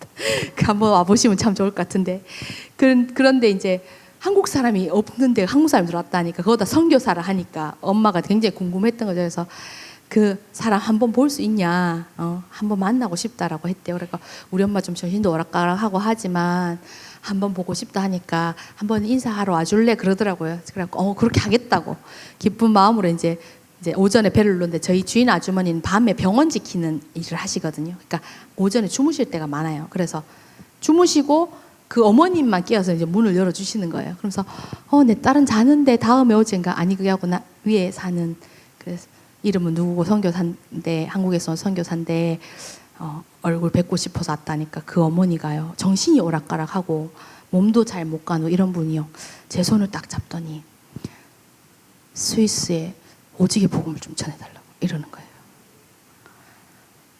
교회가 오직 예수 해야 되는데 이거를 안 한다. 교회가 복음을 안 전해. 이 나라가 왜 이렇게 된지 모르겠다면서 우리나라에 복음 전해주러 와서 너무너무 감사합니다. 저한테. 그러고 얼마 안 돼 2달 만에 돌아가셨거든요. 나는 제가 굉장히 약하고 부족하고, 맞아요. 너무 약하고 부족할 수 있는 것도 없고, 하나님 내게 비전 주셔서 언약 주셔서 내 현장에 왔지만, 하나님 내가 뭘 할 수 있습니까? 독일어를 잘하는 것도 아니고, 이 사람들 볼 때는 뭐 키도 작고 뭐 볼품 없는 외국에서, 한국에서 왔다가 북한에서 왔냐 남한에서 왔냐 뭐 이렇게 샀는데, 그거다 스위스 사람들은 사투리가 너무 심하거든요. 왜냐하면 산에 사는 사람들이니까. 이 산을 넘으면 말이 안 통해요. 그러니까 독일어를 한다고 해도 독일어가 아니에요. 독일에 사는 독일어가 아니라. 내가 하나님 여기서 뭘 할 수 있습니까? 그렇게 하는데 하나님께서 저에게 주신 오직의 복음 전해라. 오직의 복음만이 이 현장을 살릴 수 있다. 여러분 현장에서 넌 너무 감사했어요. 목사님 계속 오직 복음, 오직 예수, 오직 그리스도만 누려라 하는데, 여러분 가끔 신경질 날 때 없어요? 똑같은 얘기. 신경질까지는 아니지만 맞는 얘기니까 맞는데 다 아는 얘기. 근데 진짜 다 압니까? 아니거든요. 여러분이 가지고 있는 이 그리스도의 빛은 뭐냐면요, 하나님이 뭐라고 하셨냐면 일어나라 빛을 발하라 하셨어요. 빛이 뭐냐면 없는 빛을 발하느냐 아니라 이는 내 빛이 이르렀고 그랬어요. 내 빛이 아니고 나의 빛, 하나님의 빛이 아니고요, 네 빛이 이르렀고 그랬어요. 내 안에 이미 그리스도의 빛이 이미 이르러 버렸다는 거예요. 내 위에 이미, 그때는 이미 내 안에 임했죠. 우리는 예수 영접했으니까. 그 말은 뭡니까? 더 나아가서 얘기하면 네가 가 있는 현장에 이미 빛이 임했다라는 거예요. 없는 빛을 전하라는 게 아닙니다. 그래서 뭡니까? 여호와의 영광이 내 위에 임하였음이라. 그러면서 현장, 그러니까 보라 어둠이 땅을 덮을 것이며 캄캄함이 만민을 가렸다. 오직 여호와께서 내 위에 임하실 것이며 그의 영광이 내 위에 나타날 것이다 그랬어요. 그리스도의 영광, 보호자의 축복이 임해버리면요, 어떤 것도 막을 수 없습니다. 어떤 나의 무능과 그런 거 아무 상관없어요. 반대로 말하면요, 내 거는 절대 안 됩니다. 내가 좀 잘하고 내가 좀 독일어 잘하고요, 나 뭐 자랑하는 게 아니고, 유럽에서 학위를 3개 땄거든요. 제가 공부를 10몇 년을 했어요. 그걸로 복음 전할 수 있을 줄 알았어요. 저는 그 말하면 되게 이상하네 싶은, 그게 아니고 난 이 정도 했으니까 예수 전하고 그래 해가지고 나 독일어 좀 되고 이래 하면 안 돼요. 절대로 안 됩니다. 여러분 옆에 있는 친구 하나 내가 내 힘으로 살릴 줄 있지 않아요? 안 됩니다. 그래서 뭐라고 하셨죠? 절대 불가능한 현장이었어요. 우리 원단 기도회 때 목사님. 그러면서 뭡니까? 그때 뭐라고 했죠? 위기에 도전하래요. 절대 불가능한 현장이라면서. 절대 가능에 도전. 어떻게 하면 절대 가능에 도전합니까? 근본을 회복할 때. 그 근본이 뭐예요? 그리스도예요. 그리스도의 언약을 회복할 때 그리스도 모든 문제 해결자 이렇게 하면 끝이냐? 그 정도가 아니에요. 아까 목사님 말씀하셨는데 나는 나약하고 나는 부족하고 안 되잖아요. 솔직히 말해서. 심지어 내 옆에 있는 내 자식, 내 부모도 하나 못 뛰어넘잖아요. 잔소리하면 신경질 나고 막 내 말 안 되면 짜증 나고 내 맘대로 좀 안 되면 막 위에 붙고 싶고 말이죠. 그 수준 가지고 안 된다는 거예요. 절대로 살릴 수 없다. 그렇기 때문에 그것을 인정하고 그리스도 언약 붙잡아라는 거예요. 그리스도면 된다라는 거냐. 그때 하나님의 시간표가 임한대요. 언제일지 당장의 변화가 없는 것 같이 보일 수도 있습니다. 더 저 인간이 더 난리치는 것 같고 더 복음 마귀 하고 더 아니에요. 그렇지만 하나님의 시간표예요. 여호와의 빛이 임하였기 때문에 내게 필요한 것이 믿음. 그때 무한 세계의 힘에 도전하라 그랬어요. 하나님이 내게 초월적 힘을 주실 것이다. 초월적 힘으로 하나님이 역사하실 것이다.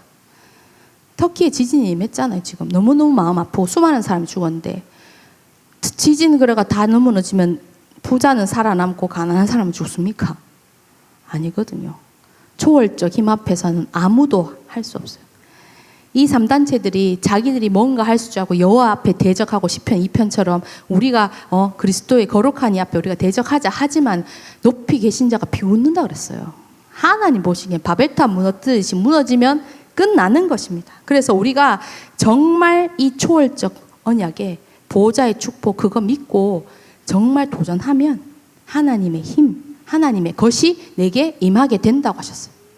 그래서 이제 우리는 그럼 실제적으로 어떻게 해야 됩니까? 알겠는데 실제로 어떻게 됩니까? 실제적으로 기도하셔야 돼요, 여러분. 그리스도 모든 문제 해결 짱갑다. 그래, 감사하면 했겠네. 아멘. 나간데 안 돼. 힘이 없어. 조금만 이상한 인간 너무 많아. 그죠? 막 직장 가도 이상한 사람 너무 많고. 저 사람 저 인간은 어찌해야 되나? 기도해야 되나? 하나님 뜻이 뭡니까? 그게 나쁜 건 아닌데 그렇게 하면 안 됩니다. 실제적인 기도하셔야 돼요. 3단체들이 어떻게 기도하는지 아십니까? 파티마라는 곳이 있거든요. 우리 유민이하고 가봤는데 거기는요 포르투갈에 있어요. 포르투갈에 있는데 거기 이제 원래 지명이 파티마가 아닙니다. 원래 지명이 파티마가 아닌데 파티마라는 이름이 붙었어요. 파티마 병원 아시죠, 그죠? 그 유명한 전주교회에서 한 병원. 그게 붙었는데 왜냐하면 거기에 막 양치고 되게 촌인데 양치는 아이들 3명한테 마리아가 나타난 거예요. 마리아가 나타나서 이 아이들한테 구체적으로 사명을 줍니다. 8가지인가 그 사명을. 그러면서 그거를 어마어마한 그 판에 새기고 그 아이들을 성인으로 추대해요. 그러면서 거기에다 엄청난 성당을 짓거든요. 성당을 짓고 그리고 RUTC를 지어요. 우리말로 치면. 그리고 어마어마한 광장을 만들어놔요. 광장을 만들어놓고 거의 몇만 명이 모일 수 있을 정도로 광장을 만들어놓고요. 그 옆에 병원이 있어요.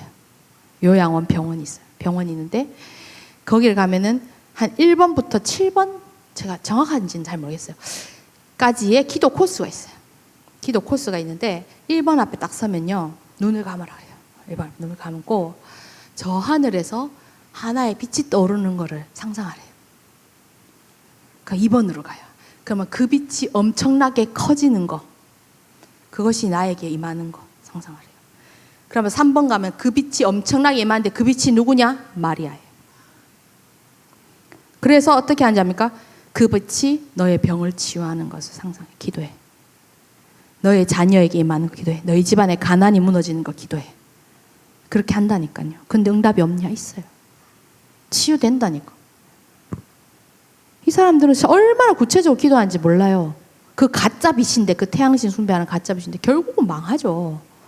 그렇게 기도하고 그 사람들이 힘이 있다니까. 제가 이번에 타고 올 때 사우디아라비아 항공 타고 왔거든요. 엄청 공항이 넓어. 돈이 많으니까 깨끗하고 공항이 넓은데 게이트가 있잖아요. 게이트 하나에 화장실이 있고 남녀 화장실 있고 한쪽 게이트에 또 남녀 뭐가 있어. 항상 번갈아 가면서 있어. 전 화장실이 아니야. 기도처예요. 그냥 구석에 다른 공항 가면 어디 기도처 이래서 거기 아니. 게이트 앞에마다 남녀 화장실 아니면 남녀 기도실이 있는 거예요. 그러니까 한국 분이 애 되고 남자 애 되고 화장실 자고 갔다가 놀래가지고 나오더라고. 이 사람들 실제로 기도하는데 그 정도가 아니고요. 비행기 얼마 좁습니까? 비행기 타고 제가 갔다 화장실 간다고 뒤로 갔어요. 근데 무슨 공간이 있어. 그 좁은 공간 엄청나게 크게 할애를 이 정도. 비행기에서 이 정도 엄청 크거든요. 이 정도를 할애해놨어. 커튼을 대강 쳐놓고. 이게 뭐야? 설마? 이렇게 하고는 싹 나오는데 거기서 승무원이 엉덩이 들고 기도하고. 승객이 기도하는 건 이해가 돼요. 승무원이 기도한다니까. 번갈아 가면서 기도 시간을 안 놓치려고. 그 사람이 그러면서 전 세계에서 3분의 1을 장악했어요. 테러해가면서 목숨 바쳐가면서 가짜 아니면 가짜 알라 가짜 빛을 가지고도 그렇게 힘을 누리고 프리메이슨은 말할 것도 없죠. 그런데 여러분에게는 지금 실제로 그리스도의 빛이 임하 있잖아요. 그래서 기도하시되 제가 기도를 비밀을 어떻게 하라 가르쳐 드리진 못하는데 제가 기도하는 걸 말씀드리면 저는 아침마다 저희 교회는 이제 그 정시 예배를 하거든요. 교회 지금 천하임마을교회 너무 시스템이 잘 돼 있는 걸로 아는데 아침마다 유 목사님 본 메시지 보고 기도하는데 저는 눈 감고 호흡하면서 실제로 빛 대신 그리스도 그냥 빛이 아니고 오직의 빛 대신 그리스도께서 내 안에 지금 임하여 주옵소서. 성삼위 하나님으로 내 안에 충만히 임하여 주옵소서. 그리고 이 그리스도의 빛, 그리스도의 생명이 지금 나에게, 나의 현장에, 나의 가정에, 나의 업에 충만히 임하여 주옵소서. 그리고 나에게 생명으로, 호흡으로, 생명으로 나에게 역사해 주옵소서. 그리고 이 삼전무물 시대란 393이죠, 그죠? 그 기도 실제로 하나님 아버지 나에게 임하여 주옵소서. 그 기도하면서요, 여러분들이 구체적으로 자녀를 놓고 현장을 놓고 내가 지금 교회를 놓고 기도하고 있는 영혼들 있잖아요. 그 사람들 놓고 실제로 쭉 기도해 보세요. 정말 이 보좌의 축복, 복음의 빛이 이 사람들에게 진짜 임하도록 임하는지 안 임하는지 해보세요. 안 되던데요. 안 했을걸요. 한 번 하고 말았거나 아니면 안 믿었거나 변합니다. 환경이 변하고요. 이 사람들이 와서 물어봐요. 나 요새 좀 이상한데 내가 요새 좀 시달리는데 내가 의해야 될지 모르겠다. 그러면서 현장이 보여요. 왜 내가 오직 유일성 재창조의 사람인지 보인다니까. 그게 보여야 복음을 전할 거 아닙니까? 그 힘이 내게 있어야 복음을 전할 거 아니에요. 25시의 무한 세계의 힘. 실제로 하나님이 주의 청혼 천사를 보내신다니까요. 얼마나 제가 그런 경험 여러 가지인데 한 가지만 말씀드리면 이 70제자 70지역 70종 70나라 놓고 기도하라 하시면서 제가 스위스에 제가 아는 많은 사람 별로 없거든요. 산에 살기 때문에 내가 이 70지역 70제자 우회하나 맨 처음에 그래 생각했어요. 근데 이렇게 기도를 하면서 가만히 보니까 제가 TCK를 놓고 기도하는데요. 스위스에 26개의 칸톤이 있거든요. 스위스는 그 쪼매난 나라가 연방국가입니다. 미국처럼. 주가 다 나눠져 있어요. 근데 그게요, 어마어마하게 이게 분리가 돼 있어요. 그러니까 주가 나라예요. 주가. 한마디로 뭐냐면 제가 베른에 살고 있는데 베른 주에서 비자를 내준 거예요. 스위스에서 비자를 내준 게 아니고 베른 주에 취직이 됐기 때문에. 그래서 거기서 일하고 제가 만약에 그 옆에 주로 옮기잖아요. 그러면 원래는 9년 살면 영주권 주거든요. 그 옆에 주 8년 사다 그 옆에 주 가면 다시 1년부터 시작해야 돼요. 그 정도로 국가의 개념이 아니에요. 주가 다 나눠져 있고. 왜냐하면 언어도 다르고 이 사람들이 다 산지족들이기 때문에 다 그냥 연방되어 있는 거예요. 힘만 합치려고 이렇게 해놓은 거지. 그 26개 주를 살릴 수 있도록 하나님 아버지 벌써 26 그거잖아요. 그러고 딱 기도해 보니까 제 주변에 같이 식당에서 일하는 친구들만 해도 6, 7개 주가 딱 다른 주에 연결되어 있는 거예요. 시댁이 다르든지. 그리고 그 친구들 보니까 한 사람은 일본 친구, 한 사람은 태국 친구, 한 사람은 남편 스위스 사람. 다 다른 거예요. 그러면서 제가 제일 기도하고 있는 현장이 있었는데 이탈리아하고 붙어있는 스위스 현장이에요. 거기가 굉장히 독특한 현장인데 한 주만 티치노라고 해가지고 한 주만 이탈리아어를 써요. 스위스는 4개국어를 씁니다. 독일어를 제일 많이 쓰고 그 다음에 프랑스어, 이태리어, 그 다음에 로망시어라고 굉장히 산지어족 몇 명 안 쓰는 그런 언어가 있어요. 근데 그 이태리가 굉장히 소수죠. 그 쓰고 있는 사람들은. 그리고 이 사람들 사실상 스위스에 속해 있지만 이태리 사람이에요. 그러니까는 경제적으로도 굉장히 이태리에 그거 돼 있고 근데 그 이태리가 어딘지 아시죠? 로마 교황청 이태리에 있죠. 그러니까 지금 전 세계 이 천주교가 이렇게 흑암에 이걸 장악하고 있는 걸 보시면 이탈리아가 얼마나 중요한 나라인지 아실 겁니다. 거기에 붙어 있고 거기는 거의 개신교가 없어요. 정복음주의 교회가 없어요. 그 복음 없는 복음주의 교회 그나마도 없어요. 하나님, 이 현장에 어떻게 내가 전도제자를 세울 수 있겠습니까? 나 말도 안 통하는데 이태리어도 못하는데 조금 알아는 듣지만 어떻게 세울 수 있습니까? 이 사람 정말 하나님 여기도 전도제자가 있을까요? 솔직히 제가 그렇게 기도했거든요. 그렇게 기도했는데 유민이하고 한번 거기에 갔었는데 거기에 엄청 유명한 관광지인데 전도센터가 하나 있어요. 전도지를 갖다 놓고 복음 이렇게 소개하고 전도센터가 있는데 저는 이 생각하기를 저희 베른 쪽은 그래도 복음 전도하려는 데가 많으니까 거기서 하나 이 선교지로 생각하고 센터를 하나 세웠나 보다 이렇게 생각을 했거든요. 그래서 그래서 전도지 갖다 놓고 귀한 사역 하네 이래 생각하고 지나가면서 기도하고 안에 있는 사람이 들어오라 했는데 우리 부끄러워서 못 들어가고 막 그랬는데 그러면서 다시 그 현장을 놓고 70제자 놓고 기도하면서 그 현장을 딱 갔는데 다시 거기에 이제 가면서 다르게 보이겠죠. 기도하고 있는데 거기에 있던 이제 그 지교의 사역자 같은 분이 나오시는 거예요. 나오시는데 의뢰 저는 이제 저희 쪽에서 온 사람이다 이래 생각하고 물어봤는데 그게 아닌 거예요. 그래서 저희가 솔직하게 얘기했어요. 사실은 이 티치노 복음화를 위해서 우리가 엄청나게 기도하고 있다. 지금 이탈리아가 붙어 있고 여기 거의 보니까 복음교회가 없다. 그래서 정말 이 현장에 복음 운동을 한 사람을 놓고 우리가 기도하고 있다 이렇게 했더니 그분이 거의 눈물을 글썽글썽하더라고요. 뭐냐면 이분은 완전 이 지역의 토박인 거예요.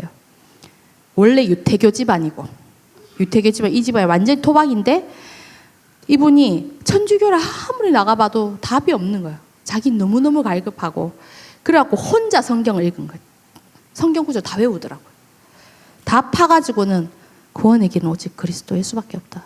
그걸 안 거라 이 사람이. 그걸 깨닫고는 거기다가 이게 얼마나 신기하면 십자가를 들고 하늘 보좌에서 빛이 비춰지면서 이 땅이 복음화되는 그거를 길을 만들었어. 자기가 만든 거래. 성경을 보고 자기가 깨달은 거래. 하나님 그렇게 역사하신다고. 그러면서 너무너무 고맙다면서 연장을 넣고 그 사람이 냅니다 이렇게 하더라고요. 그 한 사람이 납니다 이렇게 얘기를 하더라고요. 자기는 이 땅을 너무너무 떠나고 싶고 너무너무 외롭고 복음 전에도 잘 받지도 않고 그렇게 한 하나님이 내가 너를 이 땅에 선교사로 선지자로 불렀다 해서 내가 이 현장을 지키고 있다. 그 얘기다. 그래서 그 부분하고 연결이 돼서 지금 목사님 메시지도 전달하고 있고 사실 이태리어 통역된 게 사실 잘 없어가지고 조금 기도하고 있는데 그러면서 본 게 뭐였냐 하면요. 전도는 하나님이 하시는 거예요. 하나님이 제자를 예배에 두셨구나. 그러면 우리는 할 것이 무엇이냐? 할 게 없어요. 우리가 할 수 있는 것이 없음을 알고 이 복음의 빛이 나를 통하여서 전 지역에 임하여지기를 나와 관계된 모든 곳에 임하여지기를 기도하면 임하는 거예요. 우리가 옆에서 유머럽을 놓고 기도해 주셔서 너무 감사합니다. 네팔 놓고 그죠? 아까 캄보디아도 기도하신 그 기도하는 현장이 별거 아닐 것 같죠? 아닙니다. 하나님 시공간을 초월해서 역사하고 계시다. 그거를 믿고 기도할 때 하나님은 실제로 나에게 전무후무한 응답을 주시는 거예요. 그것이 바로 복음의 망대를 세우는 거예요. 망대는요 보여야 망대죠, 그죠? 근데 깜깜할 때 불 꺼놓으면 보입니까? 안 보이죠. 불을 켜야 보이죠. 등대도 그렇듯이 마찬가지로 내 안에 그리스도의 빛이 임했고 나는 망대가 맞지만 내 안에 그리스도의 빛이 충만히 임하기를 기도할 때 이 복음의 망대에 빛이 비춰집니다. 기도할 때 여러분이 플랫폼, 바수망, 안테나로 서게 되어집니다. 그것 배경 속에 반드시 기억해야 되고 이 목사님 7가지 여정에 대한 말씀하셨죠.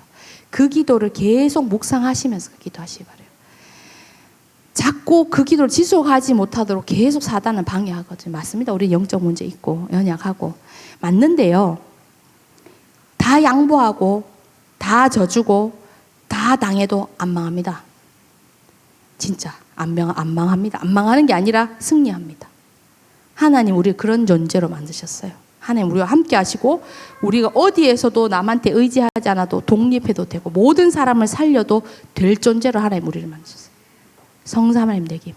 그거를 믿고 정말 이 기도의 비밀 정말 그래서 이 땅에 어두움이 가득 차 있는 현장 가운데 진짜 참 빛의 복음을 전달하는 교회의 축복을 누리시기 바랍니다. 너무 길어서 죄송하고 마지막으로 제가 29절 말씀부터 읽고 마치도록 하겠습니다. 그래서 여기서 다시는 낮에 해가 내 빛이 되지 아니하며 달도 내게 빛을 비추지 않을 것이요 오직 여호와가 내게 영원한 빛이 되며 내 하나님이 내 영광이 되리니라고 말씀하셨습니다.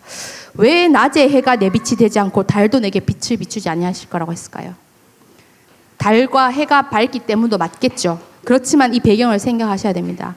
이 바벨탑 우상을 숭배하던 것이 이사야 시대도 고스란히 이방인뿐 아니라 이스라엘도 그대로 숭배하고 있었어요. 그래서 이사야를 통해서 하나님 말씀을 주신 거고요. 그 사람들이 섬기는 게 뭡니까? 1월 성신을 섬기고 있어요. 해와 달.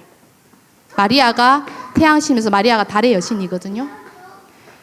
그래서 하나님이 이 이스라엘에게 뭐냐면 너희의 진짜 신분에 대해서 말씀하시면서 너희에게 진짜 빛이 임했는데 그 빛이 임하였음을 알고 비추기만 하면 사방에서 무리와 내 아들들과 모든 경제와 세상의 모든 국왕과 모든 것이 다 내게 나오게 될 것이다 말씀하셨어요. 그러면서 뭡니까? 다시는 전 세계에 해와 달이 빛이 아니라 여호와가 내 영원한 빛이 되고 내 슬픔의 날이 끝날 것을 선포하실 거라고 했어요. 그리고 뭡니까? 내 백성이 다 의롭게 하여 영원히 땅을 차지하게 될 것이다. 여러분에게 주신 땅을 하나님 차지하게 하실 것입니다.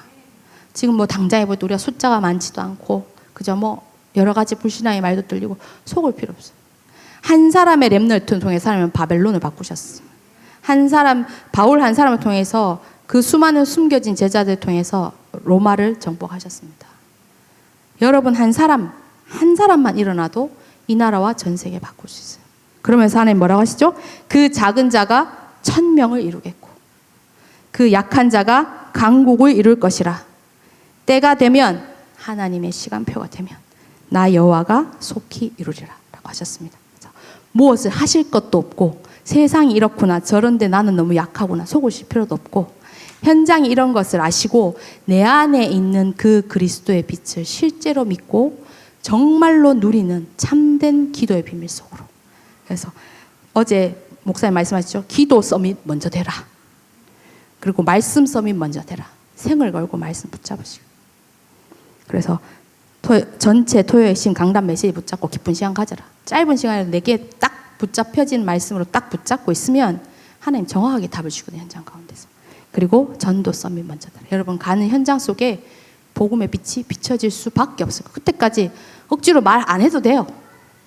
정말 내가 영적 서밋 먼저 되면 다 따라와지게 돼 있습니다. 그래서 정말 그 축복 속에 하나님이 이루시는 정말 작은 자가 1000을 이루고 약한 자가 강국을 이루는 그 언약의 축복을 실제로 성취되는 것을 확인하는 귀중한 성도분들 되시기 바랍니다. 기도하겠습니다. 살아계신 하나님 아버지 참으로 감사합니다. 이 창세기 3장, 6장, 11장에 있었던 그 사단의 역사와 아버지와 저 우상의 흑암의 세력들이 지금도 그대로 이름조차 바꾸지 않고 현장을 장악하고 실제로 여호와께 적그리스도로 일어나기 위하여 준비하고 역사하고 있는 이 시대 가운데 하나님 아버지여 2000년 만에 회복된 이 복음운동 또다시 로마를 복음화하기 위한 세계를 복음화하기 위한 오직 복음의 전도운동 속에 우리를 불러주시니 참으로 감사함을 드립니다. 하나님 아버지 우리는 비록 연약하고 절대 불가능한 존재지만 하나님 아버지 모든 것을 이루신 그리스도께서는 아버지와 절대 가능한 이름임을 알게 하여 주시고 우리가 그 언약 붙잡고 우리의 근본을 바꾸는 도전 속으로 들어가게 하여 주옵소서. 그때 정말 우리에게 초월하는 힘의 축복이 임하게 하여 주옵시고 하나님의 때와 하나님의 시간표가 임하는 귀중한 시간 속으로 들어가게 하여 주옵소서. 우리에게 정말 하나님 이 보좌의 축복을 누릴 수 있는 어마어마한 이 그리스도의 빛을 주셨습니다. 이것을 실제로 누리는 자들 되게 하여 주옵시고 정말 이 흑암 사단에 사로잡힌 자들이 이것을 실제로 누리고 세상을 장악하고 있는데 이들을 능히 살리고도 남을 만큼 그 빛을 누리며 그 빛을 누리는 후대를 세우는 교회가 되어지게 하여 주옵소서. 그래서 우리가 정말 마음에 품고 기도하고 있는 237과 5000 종족의 아버지 정말 주의 천군 천사를 보내시며 시공간을 초월하여 하나님 능력으로 역사하시는 것들을 보게 하여 주옵시고 하나님 말씀하신 대로 절대로 누구도 막을 수 없는 그리스도의 빛이 전 현장 가운데 발해지게 하여 주옵시며, 그래서 그 속에서 우리의 후대들이 살아나고 주님 권력자들이 살아나고 하나님 우리에게 주신 이 237과 5천 종족의 땅이 우리의 영원한 땅이 되어지는 세계복음화의 언약을 보는, 성취를 보는 귀중한 주의 백성들 되도록 주여 성령으로 역사하여 주옵소서. 우리 박영규 목사님과 우리 배 목사님께 더욱더 성령의 충만함을 주옵시고, 그 밑에서 우리 모든 주님 성도들과 또한 자라나고 있는 우리 렘넌트들에게 주님 아버지 이 언약에 굳건히 서고, 아버지 정말 이 세계복음화하고 이 천안복음화하는 아버지 귀중한 원네스의 축복 속에 아버지 정말 주의 교회의 털을 넓혀가는 귀중한 응답을 누릴 수 있도록 주여 지키시고 성령으로 인도하여 주옵소서. 감사해드리며 살아계신 주 예수 그리스도 이름으로 기도드리옵나이다. 아멘. 감사합니다.